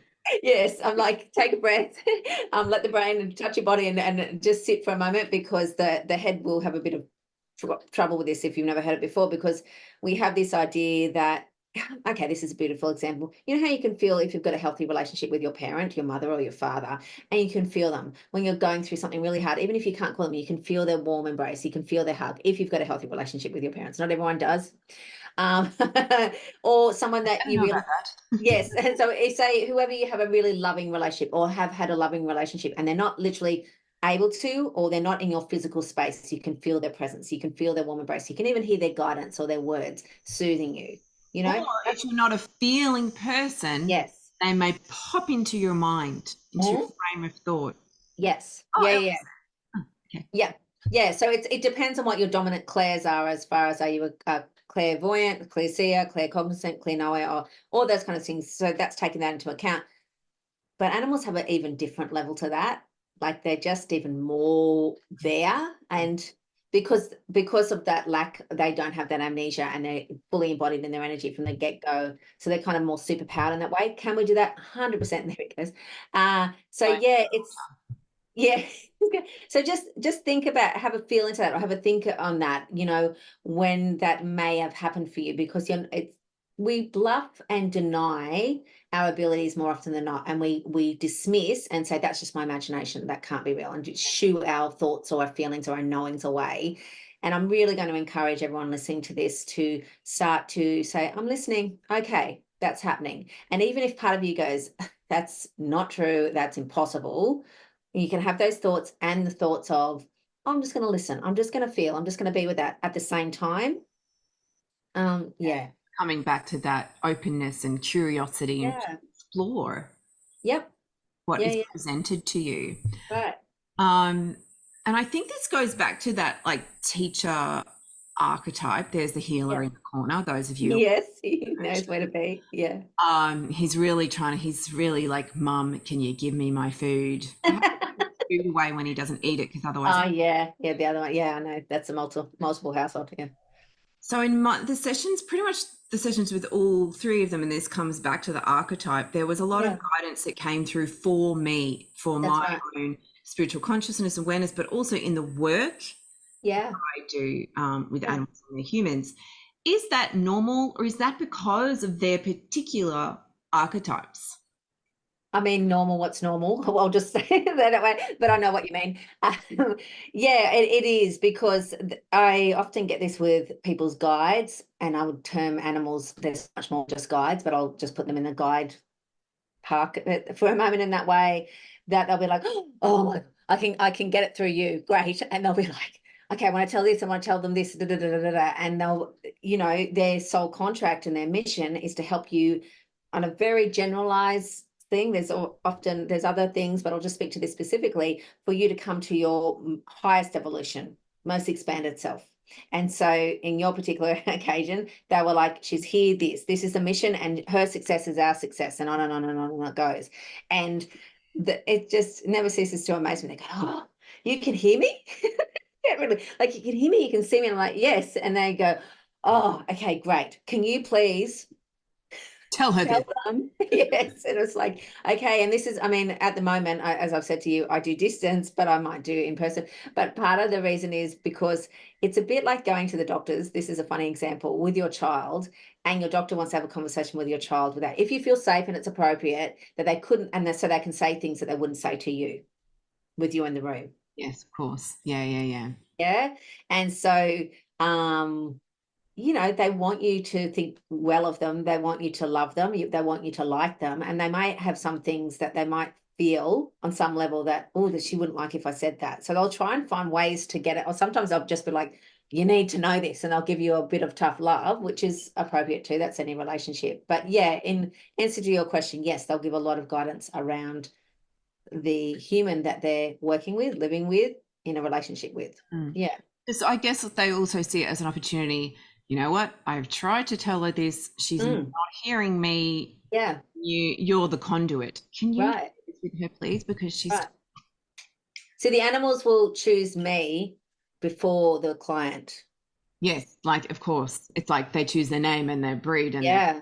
but Yeah. So they'll come in and talk, and they'll arrange, and then they'll find a way energetically in that to our paths to cross and things like that. Like same with guides. I've had like human clients come in and they didn't even know I existed, but I came into their dreams. It wasn't literally me in their dreams, but the guide brought me into their dreams and said to find me. So it's something to keep in mind, of back to that messaging. What are they messaging you? What are they giving cues about? And when they give you messaging that supports you, again, acknowledge, say thank you, and so exactly. on and so on. Yeah, Yeah. yeah, yeah. Now I'm just conscious of the time, but Yeah. there's still, oh my God, there's still so much stuff I want to talk about. So I'm trying to be selective about what's going to be the most Yeah. helpful to people. We have touched on, should I ask this?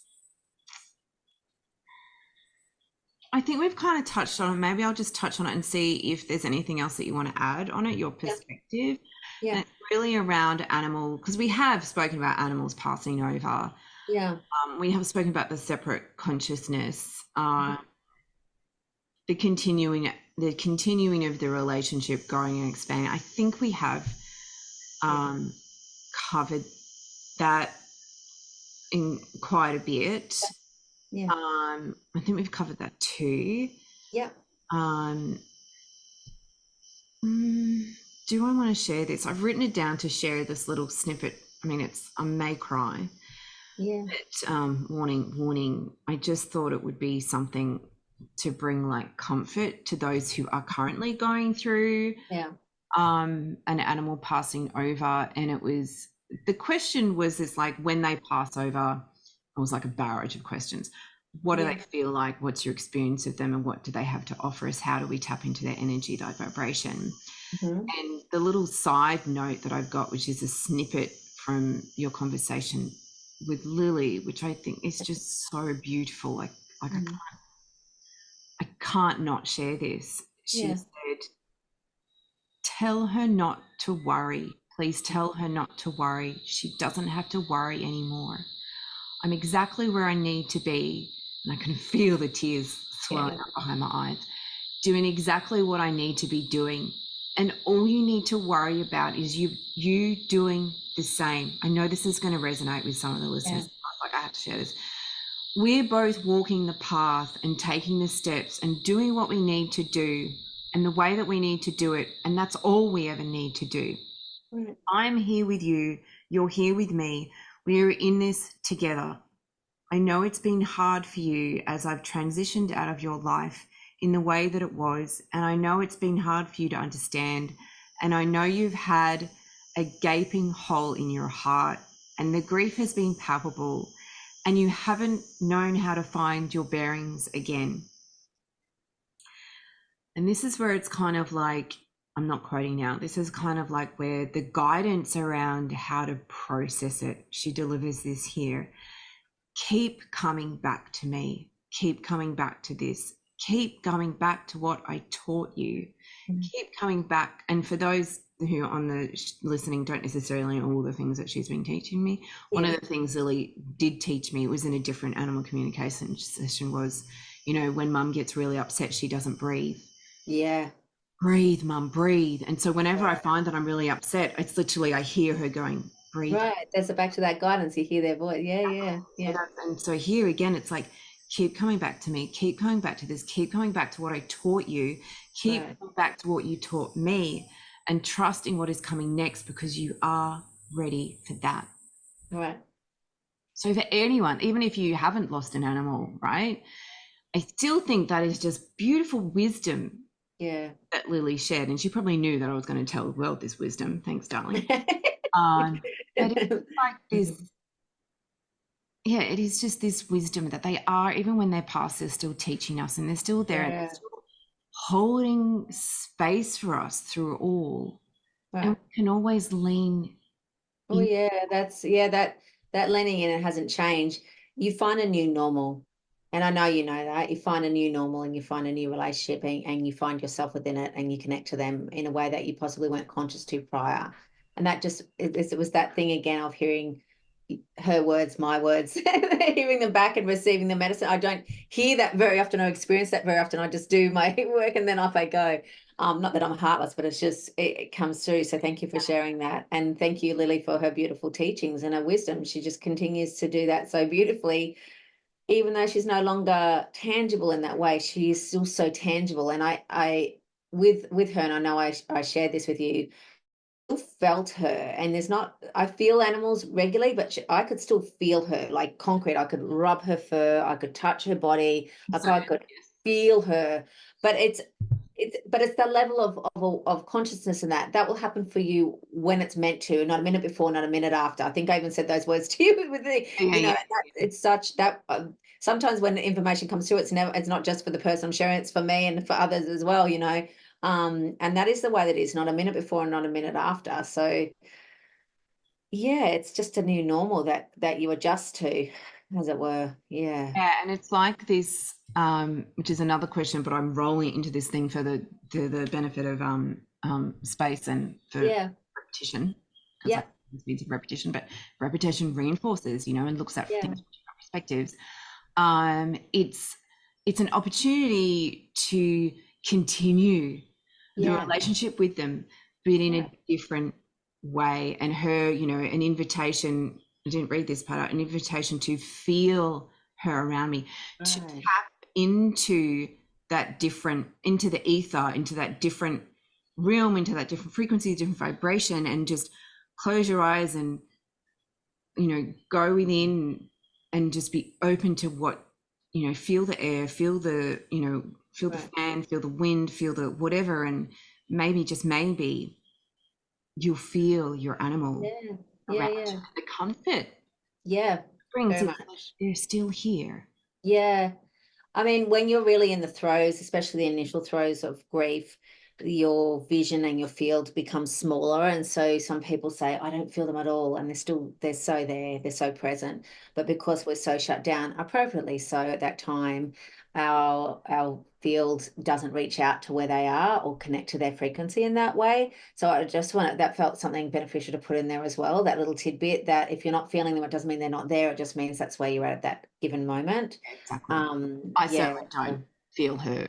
My yeah, Claire is, feeling's not a big one of my predominant Claires. right. So it'll be, I mean, another thing I would say is if you're like, I'm not even sure what my Claire is, that's something possibly to feel into, look into, connect into, however you're Kind going of to do like it. your psychic superpower, your Yeah, clairvoyant, yeah, you see, yeah, clairaudient, you hear, clairsentient, you feel. There's other ones like smells, tastes. Okay. yeah. Yeah, yeah, yeah. Um, but a simple practice is to just say, show me, you know, and then not wait for a very specific thing to be shown. There's certain techniques you can do, like say, when I know you're communicating with me when I see a yellow bow. You can do that. That's one option. Or another thing is just show me, I'm willing to see how you're going to communicate to me and be open to random. I like random is it more times than not. And random to me is the neon sign of the spiritual world. But we as humans dismiss random a lot of the time, where random is blind Freddy couldn't miss it. Sorry, I don't mean that to be derogative. It's just a saying I say. I probably should change that saying, but it's so apologies. But yeah, Probably you not politically I correct. don't know, it's probably In not. this day of age of political correctness, you can't I be. know, just thought, but It's yeah, so say show me, I'm willing to see, I'm willing to feel, I'm willing to know. And even if you're a little bit, I'm not, take a breath and ground. And it's quite amazing in general, starting to do that practice, but specific to wanting to or having the intention to connect to your animal that's transitioned, you start to see things. It's like walking to a place that you've been so many times you don't see it anymore. You're just there. And then yeah. you go into the next day and you're like, I never noticed that mark on the wall, or I didn't notice that wall had been painted blue. And you've been in there that whole time. It happens to me from time to time. Surprise, surprise. I'll drive past and I'll say to my husband, I didn't notice anything. It's been there for 5 years, but I didn't need to see it at that time. It wasn't relevant to me at that given moment. I could berate myself, but I don't. I'm like, okay, now I know that's there.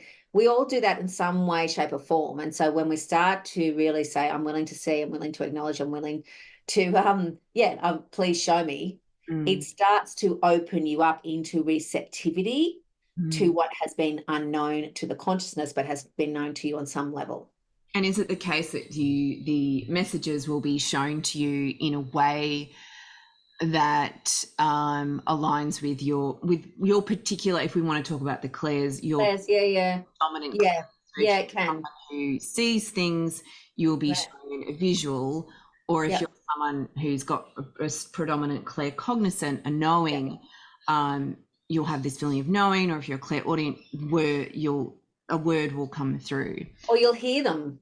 Like I hear sage quite regularly. You'll hear the sound, you hear a little snuffle thing, or you'll have a song that randomly doesn't go away. You're like, why is this song repeating? That's just, or you'll have a smell or taste or whatever the thing might be, but random, and double ups.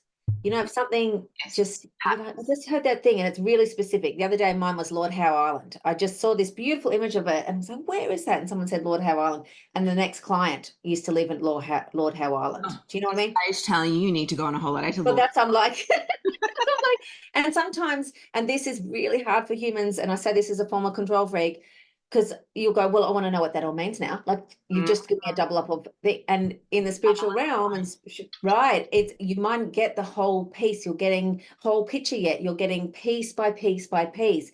But the willingness to acknowledge, be grateful, helps you start to be in alignment with that information that's coming through for you. And then more and more information will come through. Yeah. Like, Yeah. oh, and Yeah. then you start to be able to put the pieces together. Yes. Oh my God, light bulb moment. Right. But if you keep shutting them down and just dismissing them, they just seem like these kind of, oh, that's, so you're never going to get the whole picture. It'll feel really clunky and really challenging. And so you're yearning for this connection. You keep getting in your own way. Yeah, which as a human can be easy Yeah. to drop into. I mean, I Oh, do yeah. that all the time, as my cats shared with me recently. I'm going to change the tune a bit. Yeah. I want to talk a bit about something that you do, which just blows my mind, which is your skill set as a medical intuitive. Yeah. Can you explain what that is? I'll speak about it from my How it's perspective. Oh, yes. Yeah, because Someone, another medical intuitive might do it. I've never spoke. I've got a friend that teaches medical. She's beautiful, Emma Turden. If you ever want to look her up, she's beautiful and she teaches how to do that. For me personally, medical intuition is so unique to that individual. I just had a client. I'm not breaking confidentiality here. I just had a client this week. And this is where the Clares come in, and she wasn't aware of this, but she's a seer. She's claircognizant herself. And so I tune into her even more with superpower because that's my dominant one as well. And so I literally see her whole organs, her skeletal system, her blood, her bones, and things like that. When it comes to someone else, see, this is individual first and everything else second, the organ will speak to me, or there'll be a certain glimmer of that, or there'll be a predominant emotion sitting in this place, and they'll say there's stagnation there because they haven't processed this emotion from when they were 3 because they got a shock when they were 3, and blah blah blah. It's like a web of information. It'll be this one thing that's glowing the brightest, and then I'll speak to that, and then all the other parts start to be shown to me. So it comes back to physical, which is energetic. For it to become physical means it's been in your energetic realm, emotional realm for a really long time. It didn't just happen, no matter how much it seemed to be out of the blue. And I say this is someone who's had chronic health and still has my presentation from time to time. It's not out of the blue. It's not just, oh, I've never had this before. It's been giving you drops of information your entire life or for a good chunk of time. And then once it's at that point, it's like you can't deny it anymore. And denial and avoidance seems to be a really quick to dial thing that a lot of us do. yeah. If I just deny, it will go away. Right, right. Right. And we don't join the dots of, oh, I'm emotional here, and then I've gone to put it in my heart, or I've gone to put it in my womb, or I've gone to put it in this part. And then that organ's going, hey, I'm okay to hold it for a little while, but to hold it this long, and then the other organ will try to overcompensate because that one's doing another job, and it has a dominoes effect in that way. So I tune in and we'll do energy work around it and also get guidance around very practical thing. I'm pretty grounded person, believe it or not, as well. I call it a practical spirituality or grounded spirituality, where we are in a 3D realm and there are certain things that you can do around seeing certain kinds of practitioners. I'm pretty good at partnering people up with the right people. What was that show a long time ago? And there was the robot and it was the show when they partnered themselves up. I used to call myself that, where they find the girl or the guy behind the screen. Was it Perfect Match? Yeah, Perfect Match. I'm like that. I'm a bit like that Perfect Match where I'll go, actually cranial will work for you best right now. I know you're seeing osteo, it's nothing against the osteo, but where you're at, if this part comes in, then you'll see your osteo, and it's going to work so much more effectively because the osteo can't shift that or won't be able to support. Does that make sense? So it's that energy discernment in that too. And it's just the body. I mean, I've always thought the body is amazing, but when you start to hear it and feel it and it communicates these things, it's just amazing. It blows my mind all the time. Like I'm sure in your field of work when it comes to health and that of animals and all of that coming, you're having your own form of medical intuition too. See, they're different, but they're I don't know if I call I'm always exploring the energetics behind physical ailments. Right. But I don't like, I mean, maybe the organs do speak to me. I don't know. But, I think it's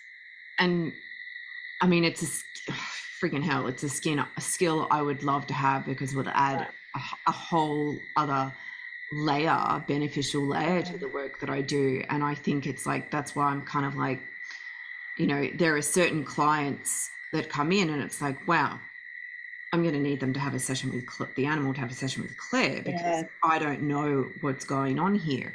And I really just want to emphasize the fact that you're not diagnosing, No.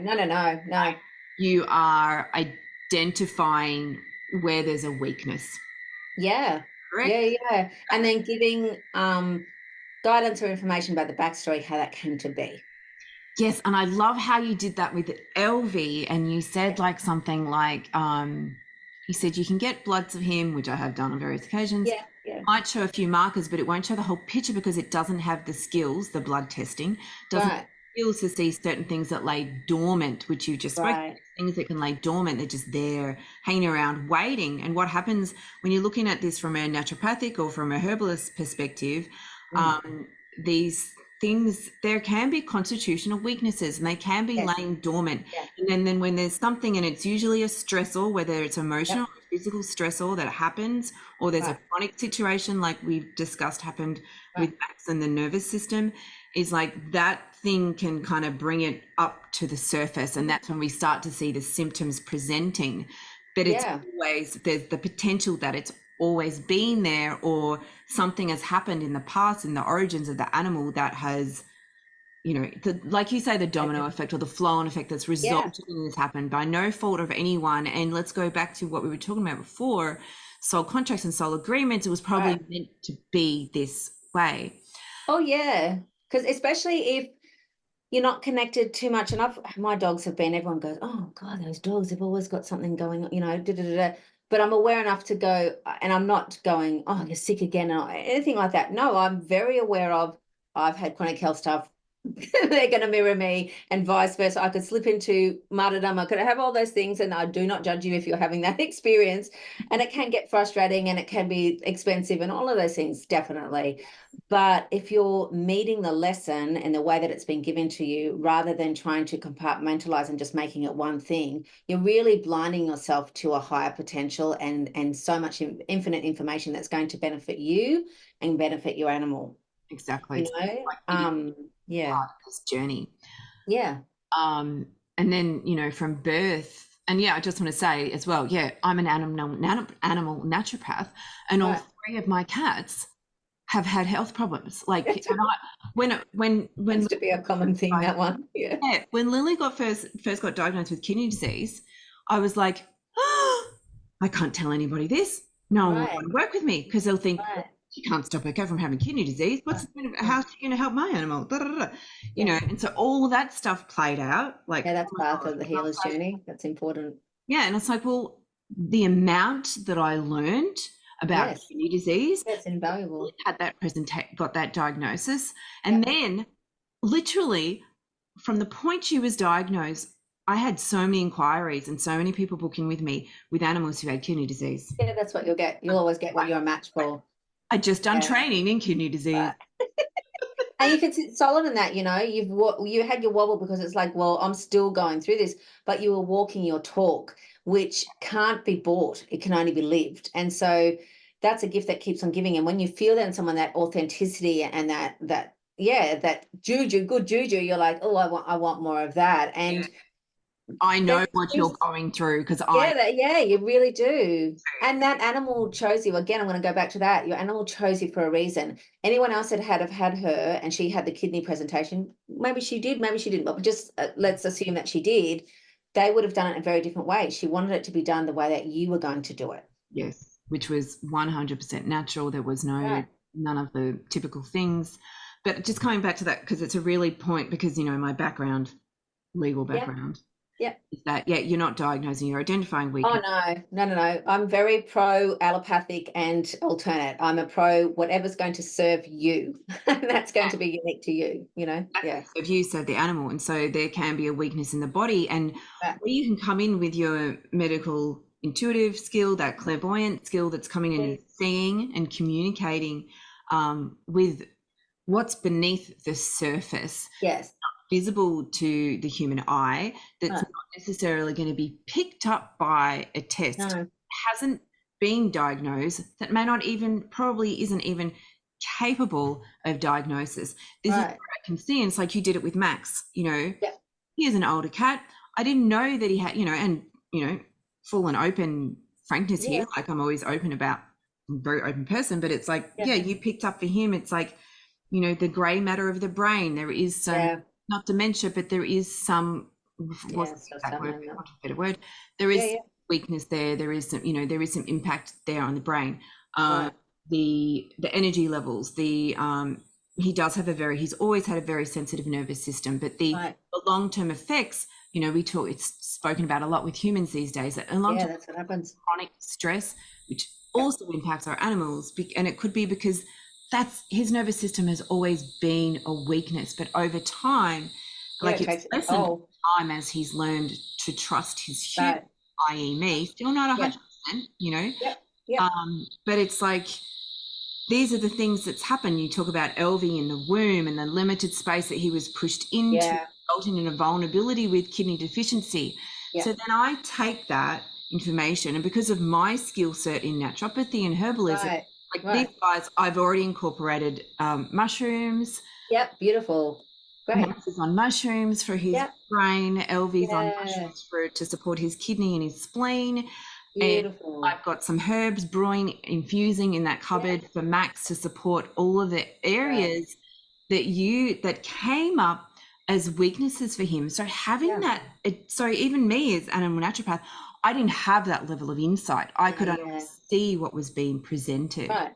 So Right. the point of this is the benefit that this service, that this ability, this skill, this gift that you Yeah. have, that you're able to bring and support into people's lives, just Mhm. add this whole other layer of what it means is maximizing the potential of our Yeah. animals' health, Yeah. Yeah.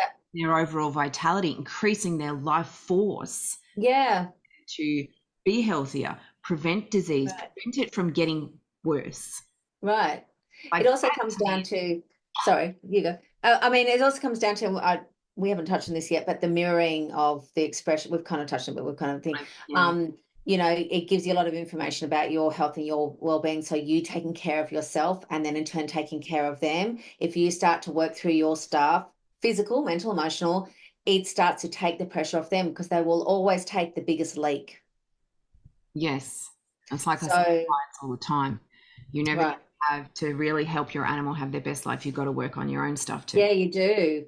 And if you've got an animal with really chronic health presentations or these things, especially the ones, and I know this in my own human journey, especially the ones that you just can't get to the bottom of. You're like, oh, I'm doing everything. I've done this diet, I've done this, and I've done that. Da, da, da, da. And I know in this line of work, a lot of people come to us as the rabbit, pull the rabbit out of the hat, last port of call. I do not take that personally at all. Mm. And I'm not saying come to me first or come to someone like me first, but it's just, I'm just going to plant this here for a moment. If you had that picture or that awareness from the get-go, would that have benefited you along your path? And the answer might be yes, it might be no, it might be, I don't know. And you'll only know when you know. But yeah, the body is constantly talking to us. We're in this one infinite conversation. And when we take the equation of energy first, physical second into account, you really look at things from a different perspective because we believe what our eyes see, right? And Exactly. that's not necessarily the way that it actually is. Mm. Physical human eyes. Yes, Yeah. correct. I agree with you on that. Yeah. Um, Now I'm gonna do some closing out questions soon, but before we get to that, you knew, I'm sure you've been waiting for me to ask this because I said to you before I press record, I have to have you speak on this because I just have to. Yeah. You spoke in one of the sessions around, where is it? The cat superpower. So I want to talk about, I want you to talk, I don't want to talk about it. I want you to Yeah. share your observations before we close things out, your Right. observations of the cat superpower, they were your words, Right. or whoever's words that came through, to Yeah. clear bad energy, Yeah. to protect spaces in comparison to other species, Yeah. Yeah. um, Yeah. and how that presents. Yeah. Right. I mean, I say this as someone who's never had a cat as part of my family. So I say that not as a bias, as a cat or not pro cat, you know what I mean? It's just something that I've been shown and I know.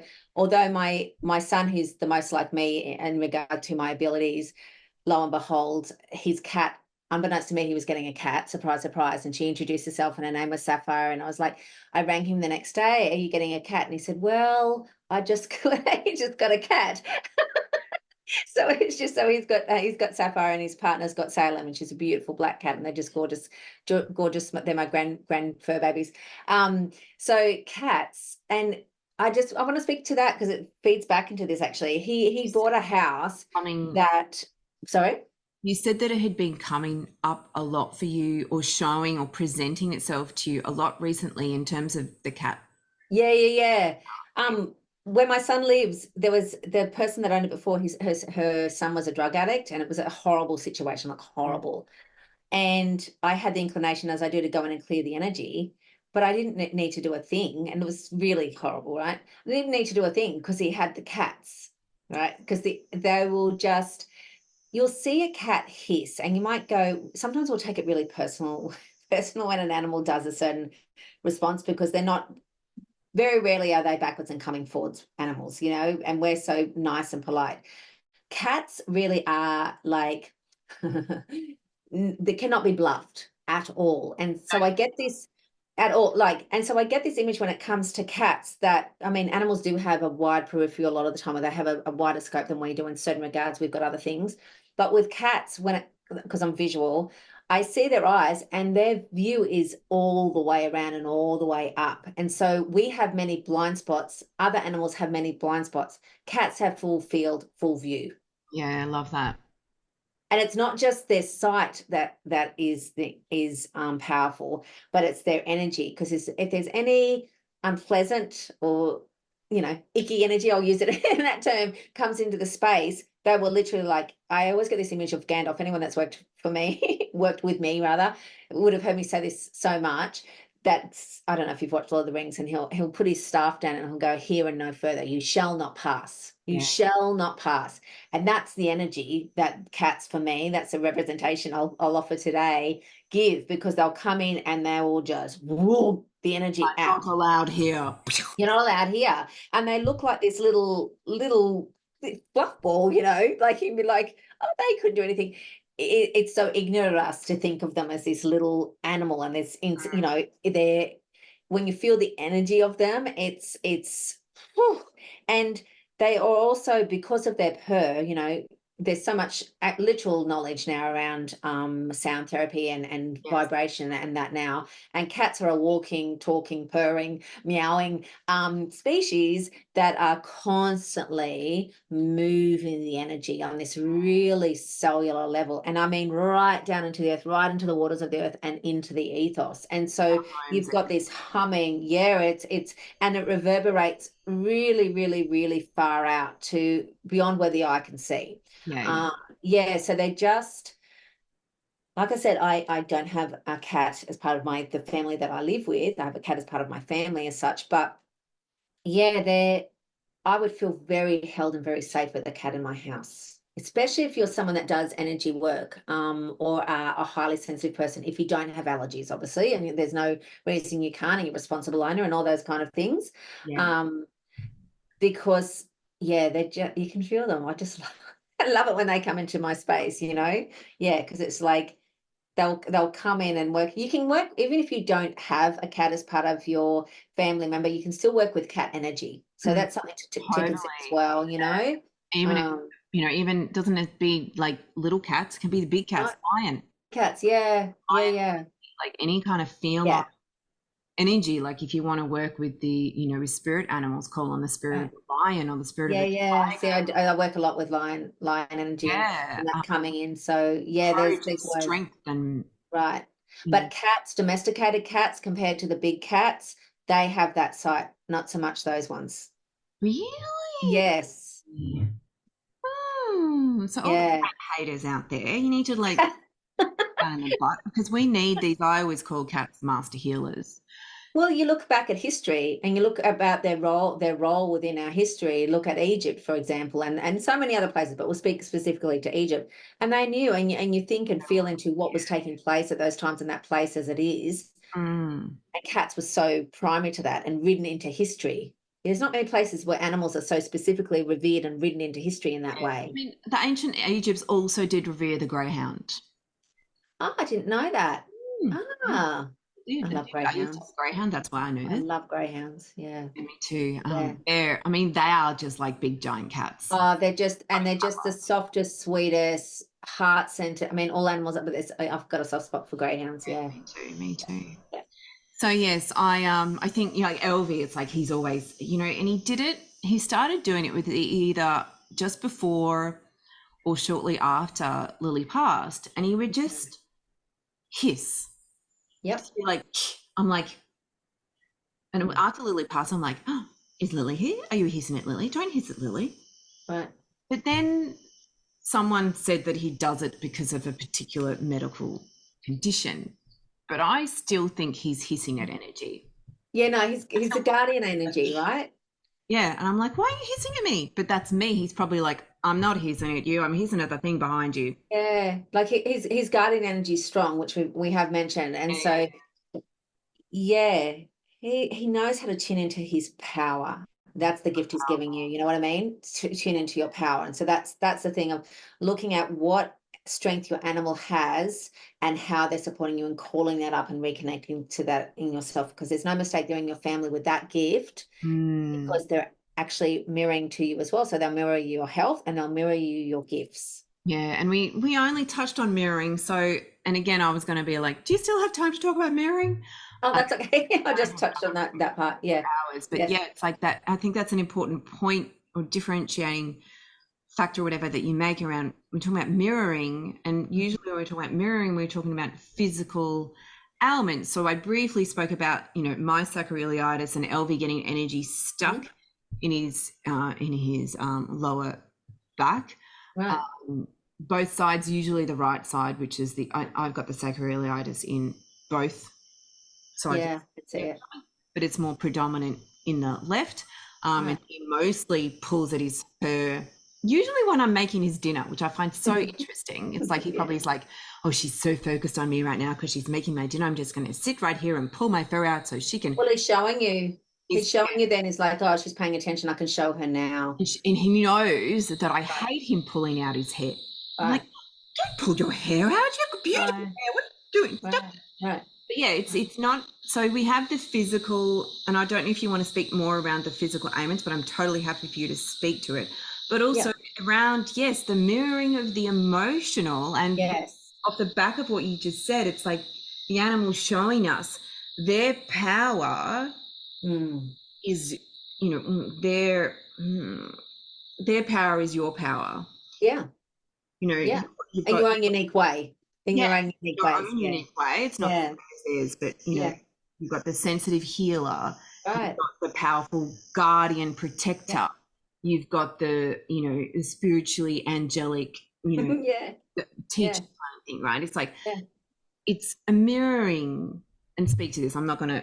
This can be confusing too. I could feel for some people. I can feel it in that. Well, Yeah. what happens in a house of multiple people if they're mirroring that and they got that and they will bring up everything for everyone. Like they will show what's happening for the energy of that family as a whole, or that group, those partners, or whatever that is as a whole too. So that's something to take in consideration. And you might go, oh, it's me this time. It's that. No, they'll be showing you different facets of each member of the family within that individual animal at that time. Some will be more specific to one person too. So that's just something to take into consideration.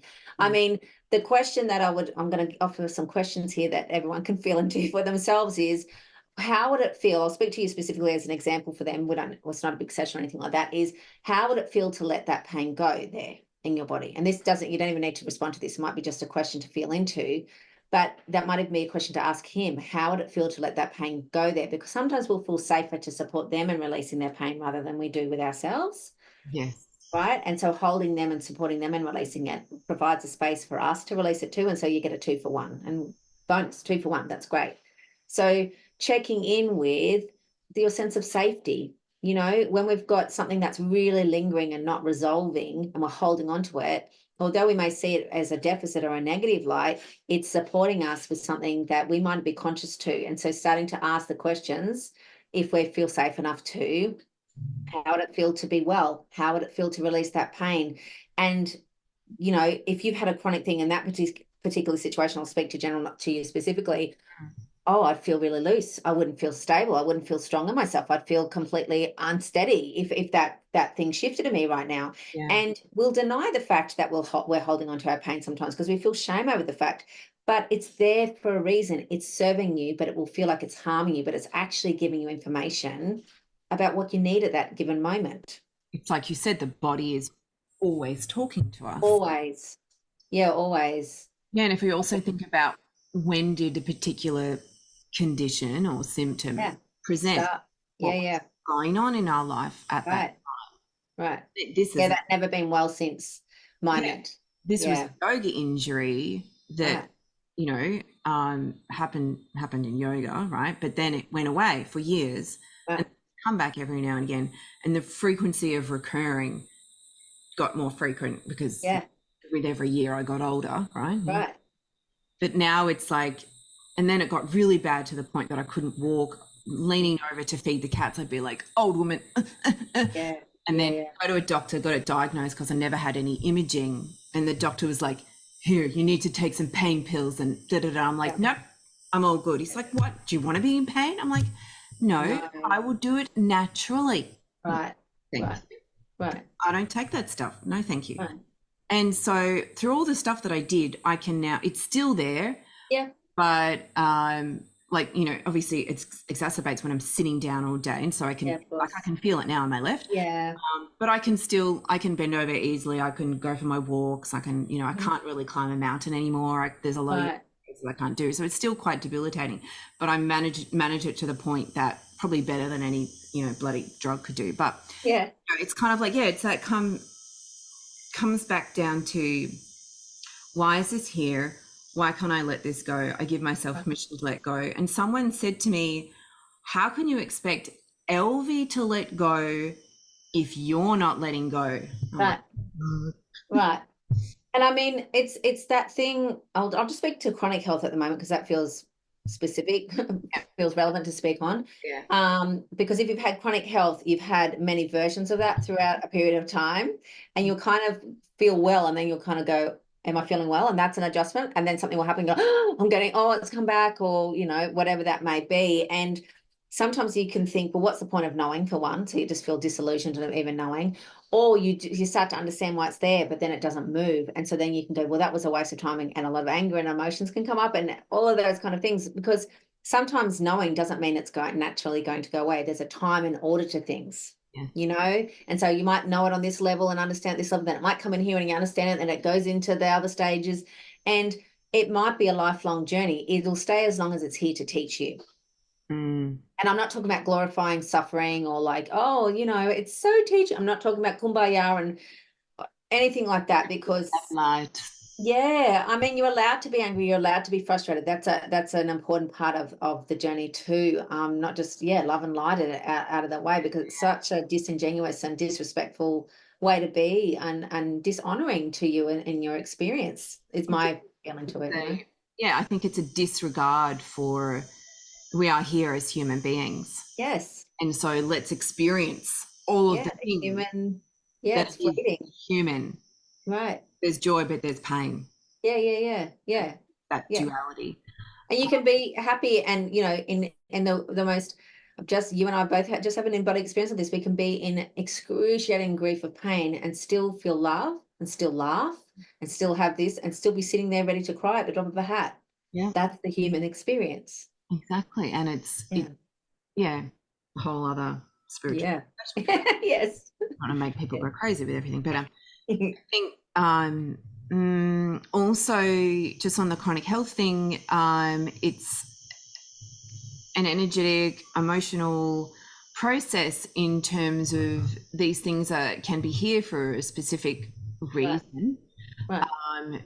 And that particular thing is not going to clear or may not clear until you've learned the lesson around it, or it can be as well. I might want to touch on it as well because it's relevant to our animals too, particularly for themselves, but also if it's a mirroring. Yes. Yeah. It, without going to left of center, which just reminded me of what Lily or Elvie said, she doesn't want to go to left of center. Yes. So true. Yep. That I forgot what I was going to say. the it can be something that's happened in the past. So an emotion that's or an experience that's happened in the past that we is still sitting within us because Yeah. the repressed emotion, the emotional blocks, which then over time can present as a physical Right. symptom. So that physical issue may clear and may appear to clear miraculously Right. where when we do the work around Yes. the emotions of it, Yes. the energetics Yeah. of it, because Yes. our body, I mean, Louise Hay's very well known for Yes. this Beautiful. Yeah. Yeah. school, Yeah.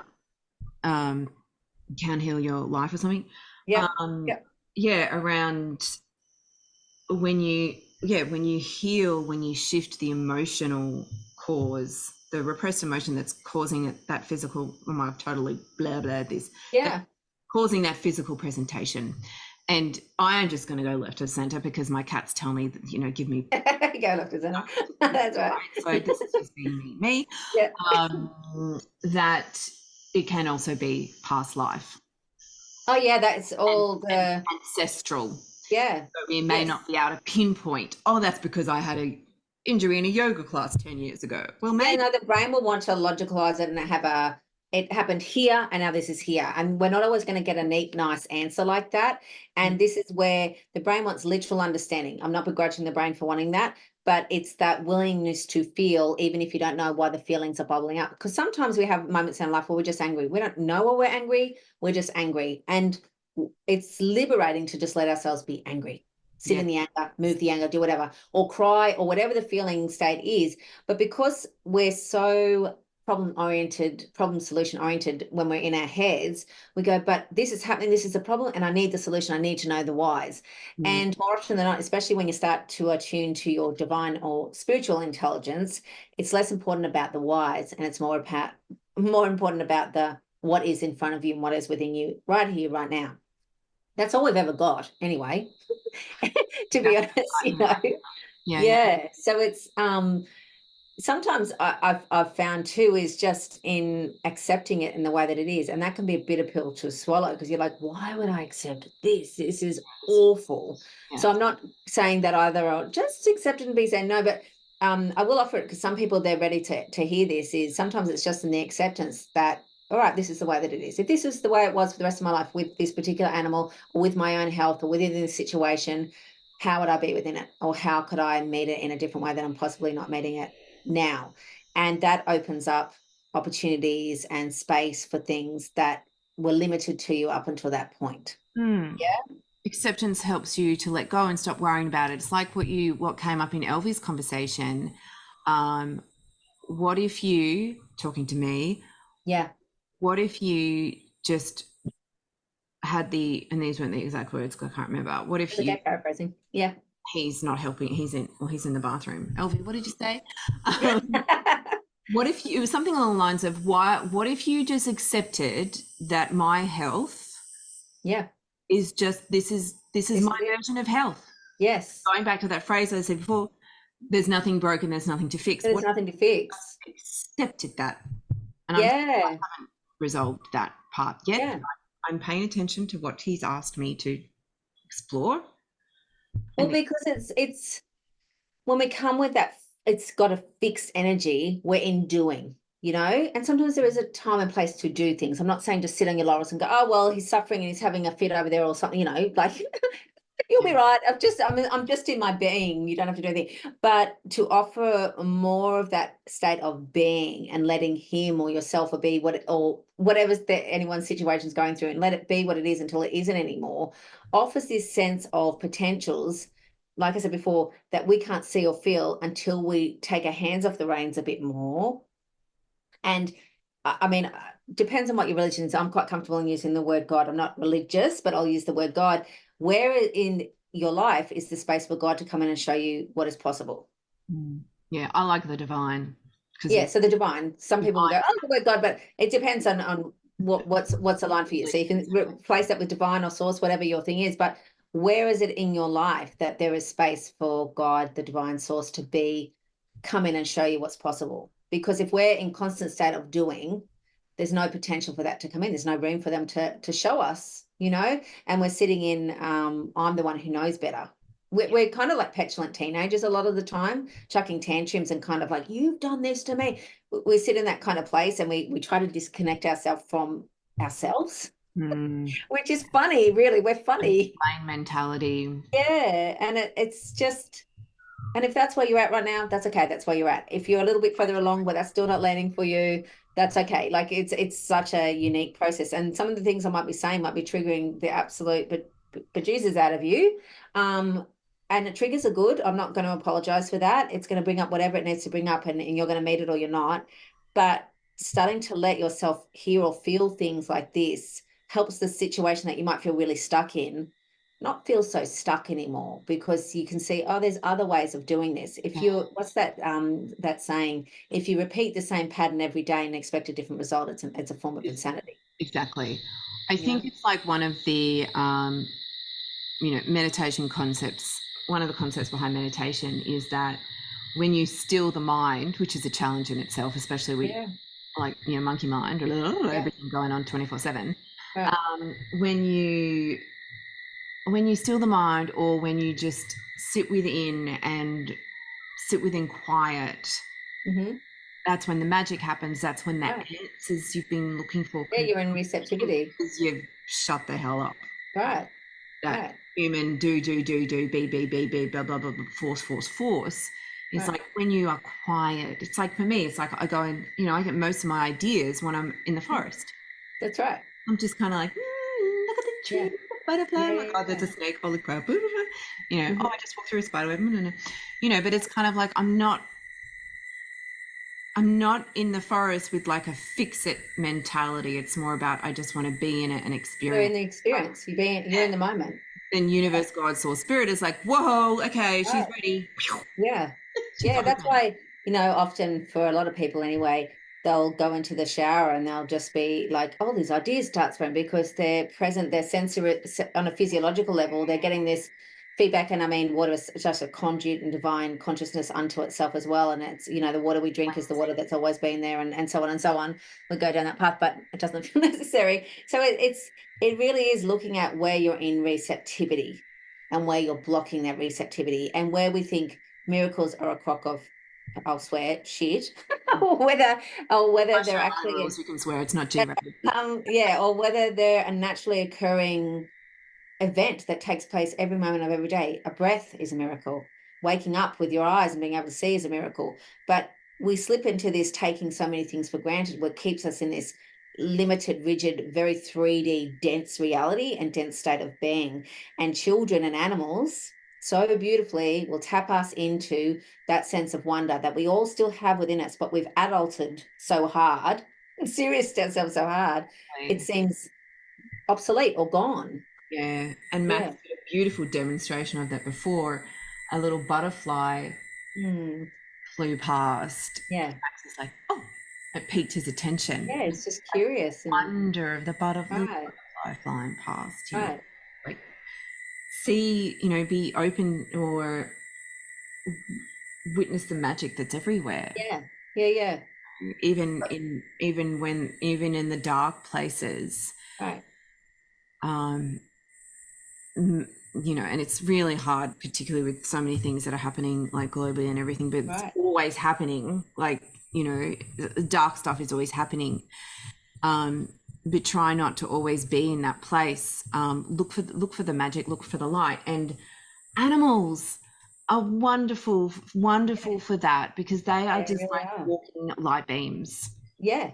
And just being in their vicinity is so healing and so cathartic.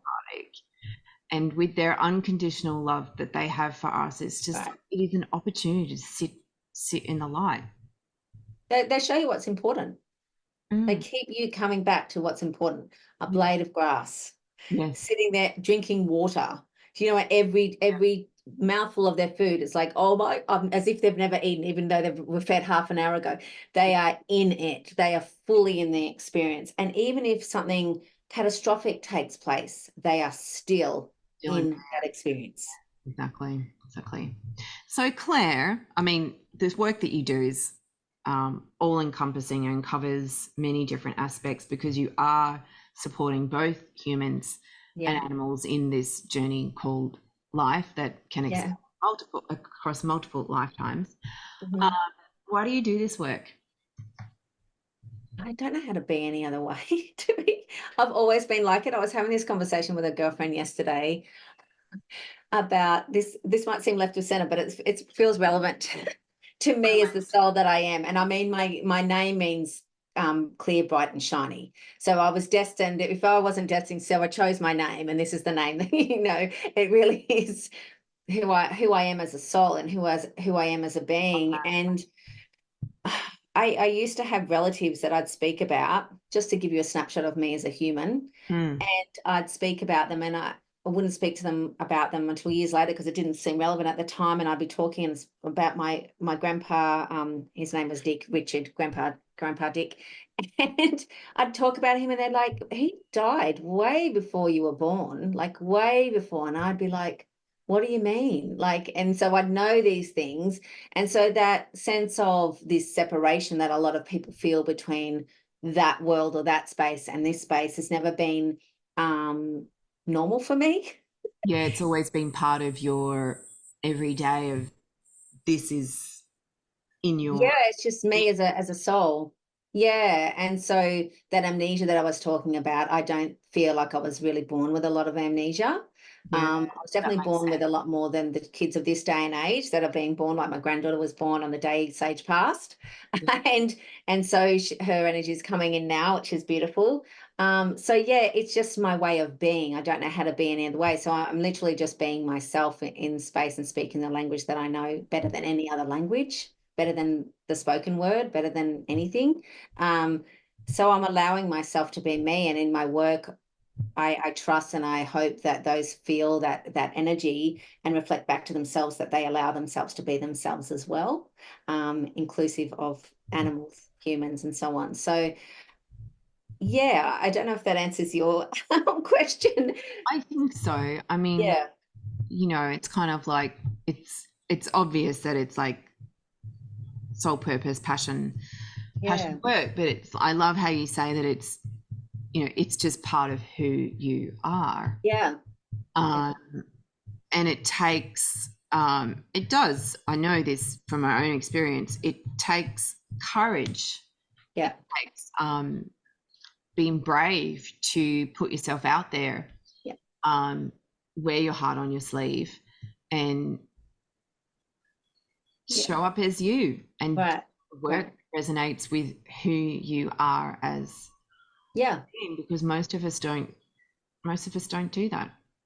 No, see, if I was not to do it, I'd feel suffocated. I'd drown. I've tried to from time to time be what other people needed me to be or how they needed me to be. And the more I walked away from myself, it was more like the oxygen mask was taken off me. And so I really sit in this place of still walking my talk. I'm not a perfect by any means. I'm still very in the human muck of it all. And I gratefully and sometimes tantrumy and am doing that. Not that that's a word.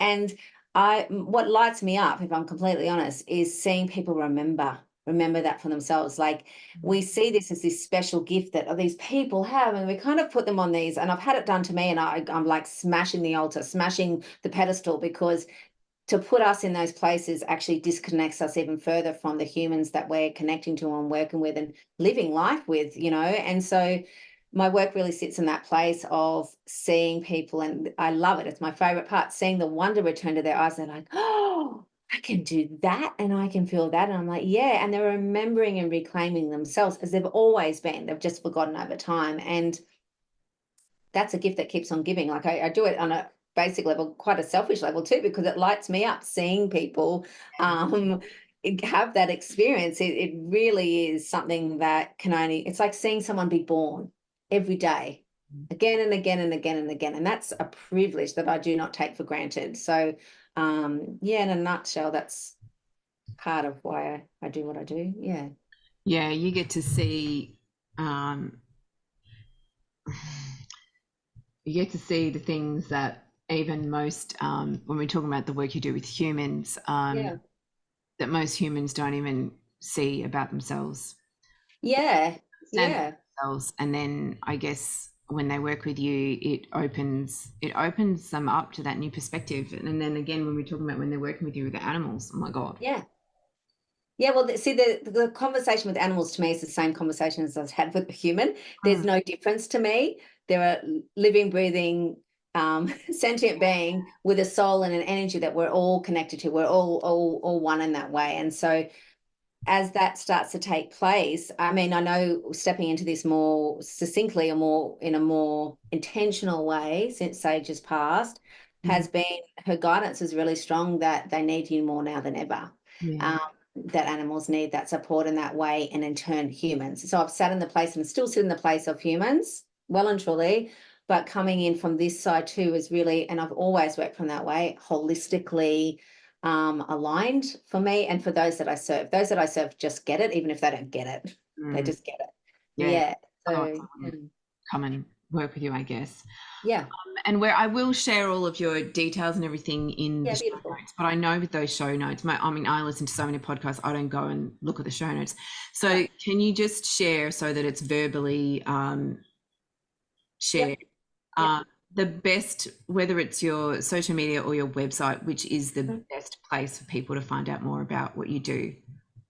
Social media is a good space because they kind of get a feel for me because it's just me sharing information and guidance and what's on my heart and what's on my mind every day. I kind of, you would have seen my socials. I'm just sharing in that way. So if you're wanting to get a feel for me, that would be a good place to start. My website's really great. It's got a lot of information about feedback, testimonials from other people, so they can get a feel of, okay, that happened for them and that happened for them. Doesn't mean that's going to happen for you because you're an individual. Yeah. Yeah, so I mean, I like to touch base with people before I work with them, not from a kind of vetting kind of thing, but just to check in and see if we're a match. I'm really just energy. I have a lot of energy discernment and spiritual self-esteem about those kind of things. Which some people work like that, some people don't, but I definitely do. I don't just work with everyone, which is, it sounds a funny way to run a business, I know, but we've only got this moment and this time in this incarnation, in this form. I want to spend it with people that we're going to have the most energy potential in that time and place. Maximize results. Yeah. Yeah. I just had a client or possible client reach out to me the other day and I was like, I'm not for you. And I partnered her with a colleague, not because I didn't feel like I could serve her, but I could feel the highest potential for Yeah, it was this. individual. Yeah, and so they can choose to work with each other or not. That's, I have no attachment to that. I said, if it doesn't work out, come back to me. Yeah. But I don't have attachment or ownership over those that I work with. I know that it's just a moment in time that we're sharing, and then off they go, off they go. You know, it's possibly a different way of working as well. I don't know. It's just the way that I Yeah, work. yeah. And so your is it Instagram? Are you on Facebook or just On Instagram? Facebook, yeah, Facebook's my most I share on What's the the handle? most of Facebook. I think it's just Clare Deale. I've got two pages at the moment. I've got the animal communications page, which is Clare Deale, animal communicator, and then I've just got Clare Deale. So it depends on what you're looking at. You can look at both and go, I want to stay here, or I don't want to Search stay Clare anywhere. Deale on Instagram. Yeah, yeah. I don't think there's that many Clare Deals. So who knows? I don't know. And if you do want the direct links, they will be in the show notes. Yeah. And the final question that I ask all of my guests, Mm-hmm. if you could change one thing about the human animal relationship, just one thing, Yeah. what would that be? I'm going back to that, meet them where they're at. Mm. Yeah, meet them where they're at. We put pressure on our animals and we put pressure on our children and we put pressure on other people to be something often that they're not and they're never going to be. And when we start to meet that soul at that given time where they're at, then we actually get to see who they are and how they are, and in turn get to see and feel and know ourselves as well. And it opens up places that you didn't know you needed until those needs were met, and you're like, oh, wow, there you are. Yeah, that would be my biggest take, the biggest sharing in that way. Love it. Love it. All right. Thank you so much, Thank Claire. you. Thank you. Who's listened to this. I hope you've enjoyed this show. I'm I sure. have. Yeah, it was really fun. Thank you. Thank you for making it so easy. Yeah, and inviting me. I really, really appreciate it. Easy for me too. Yeah, But excellent. such beautiful things to share with the world. So thank you. Thank you. Thank you. If you love this show, please subscribe so that you never miss an episode. And if you really love this show or a particular episode, of course, I would love for you to leave a review. You know, this helps me to get the show out there. And the more that we can put these thoughts and ideas out there around how to understand animals better, respect animals better, have more compassion and love for animals, we have the power to change the world.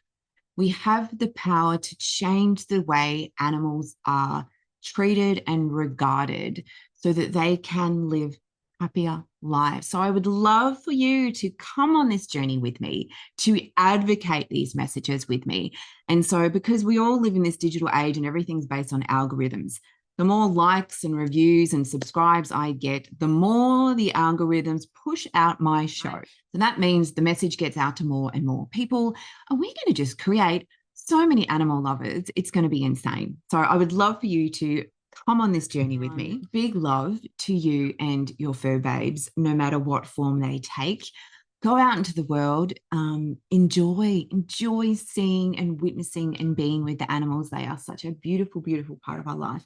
And we are so lucky and privileged to be able to share our lives with them. So thank you, and goodbye for now.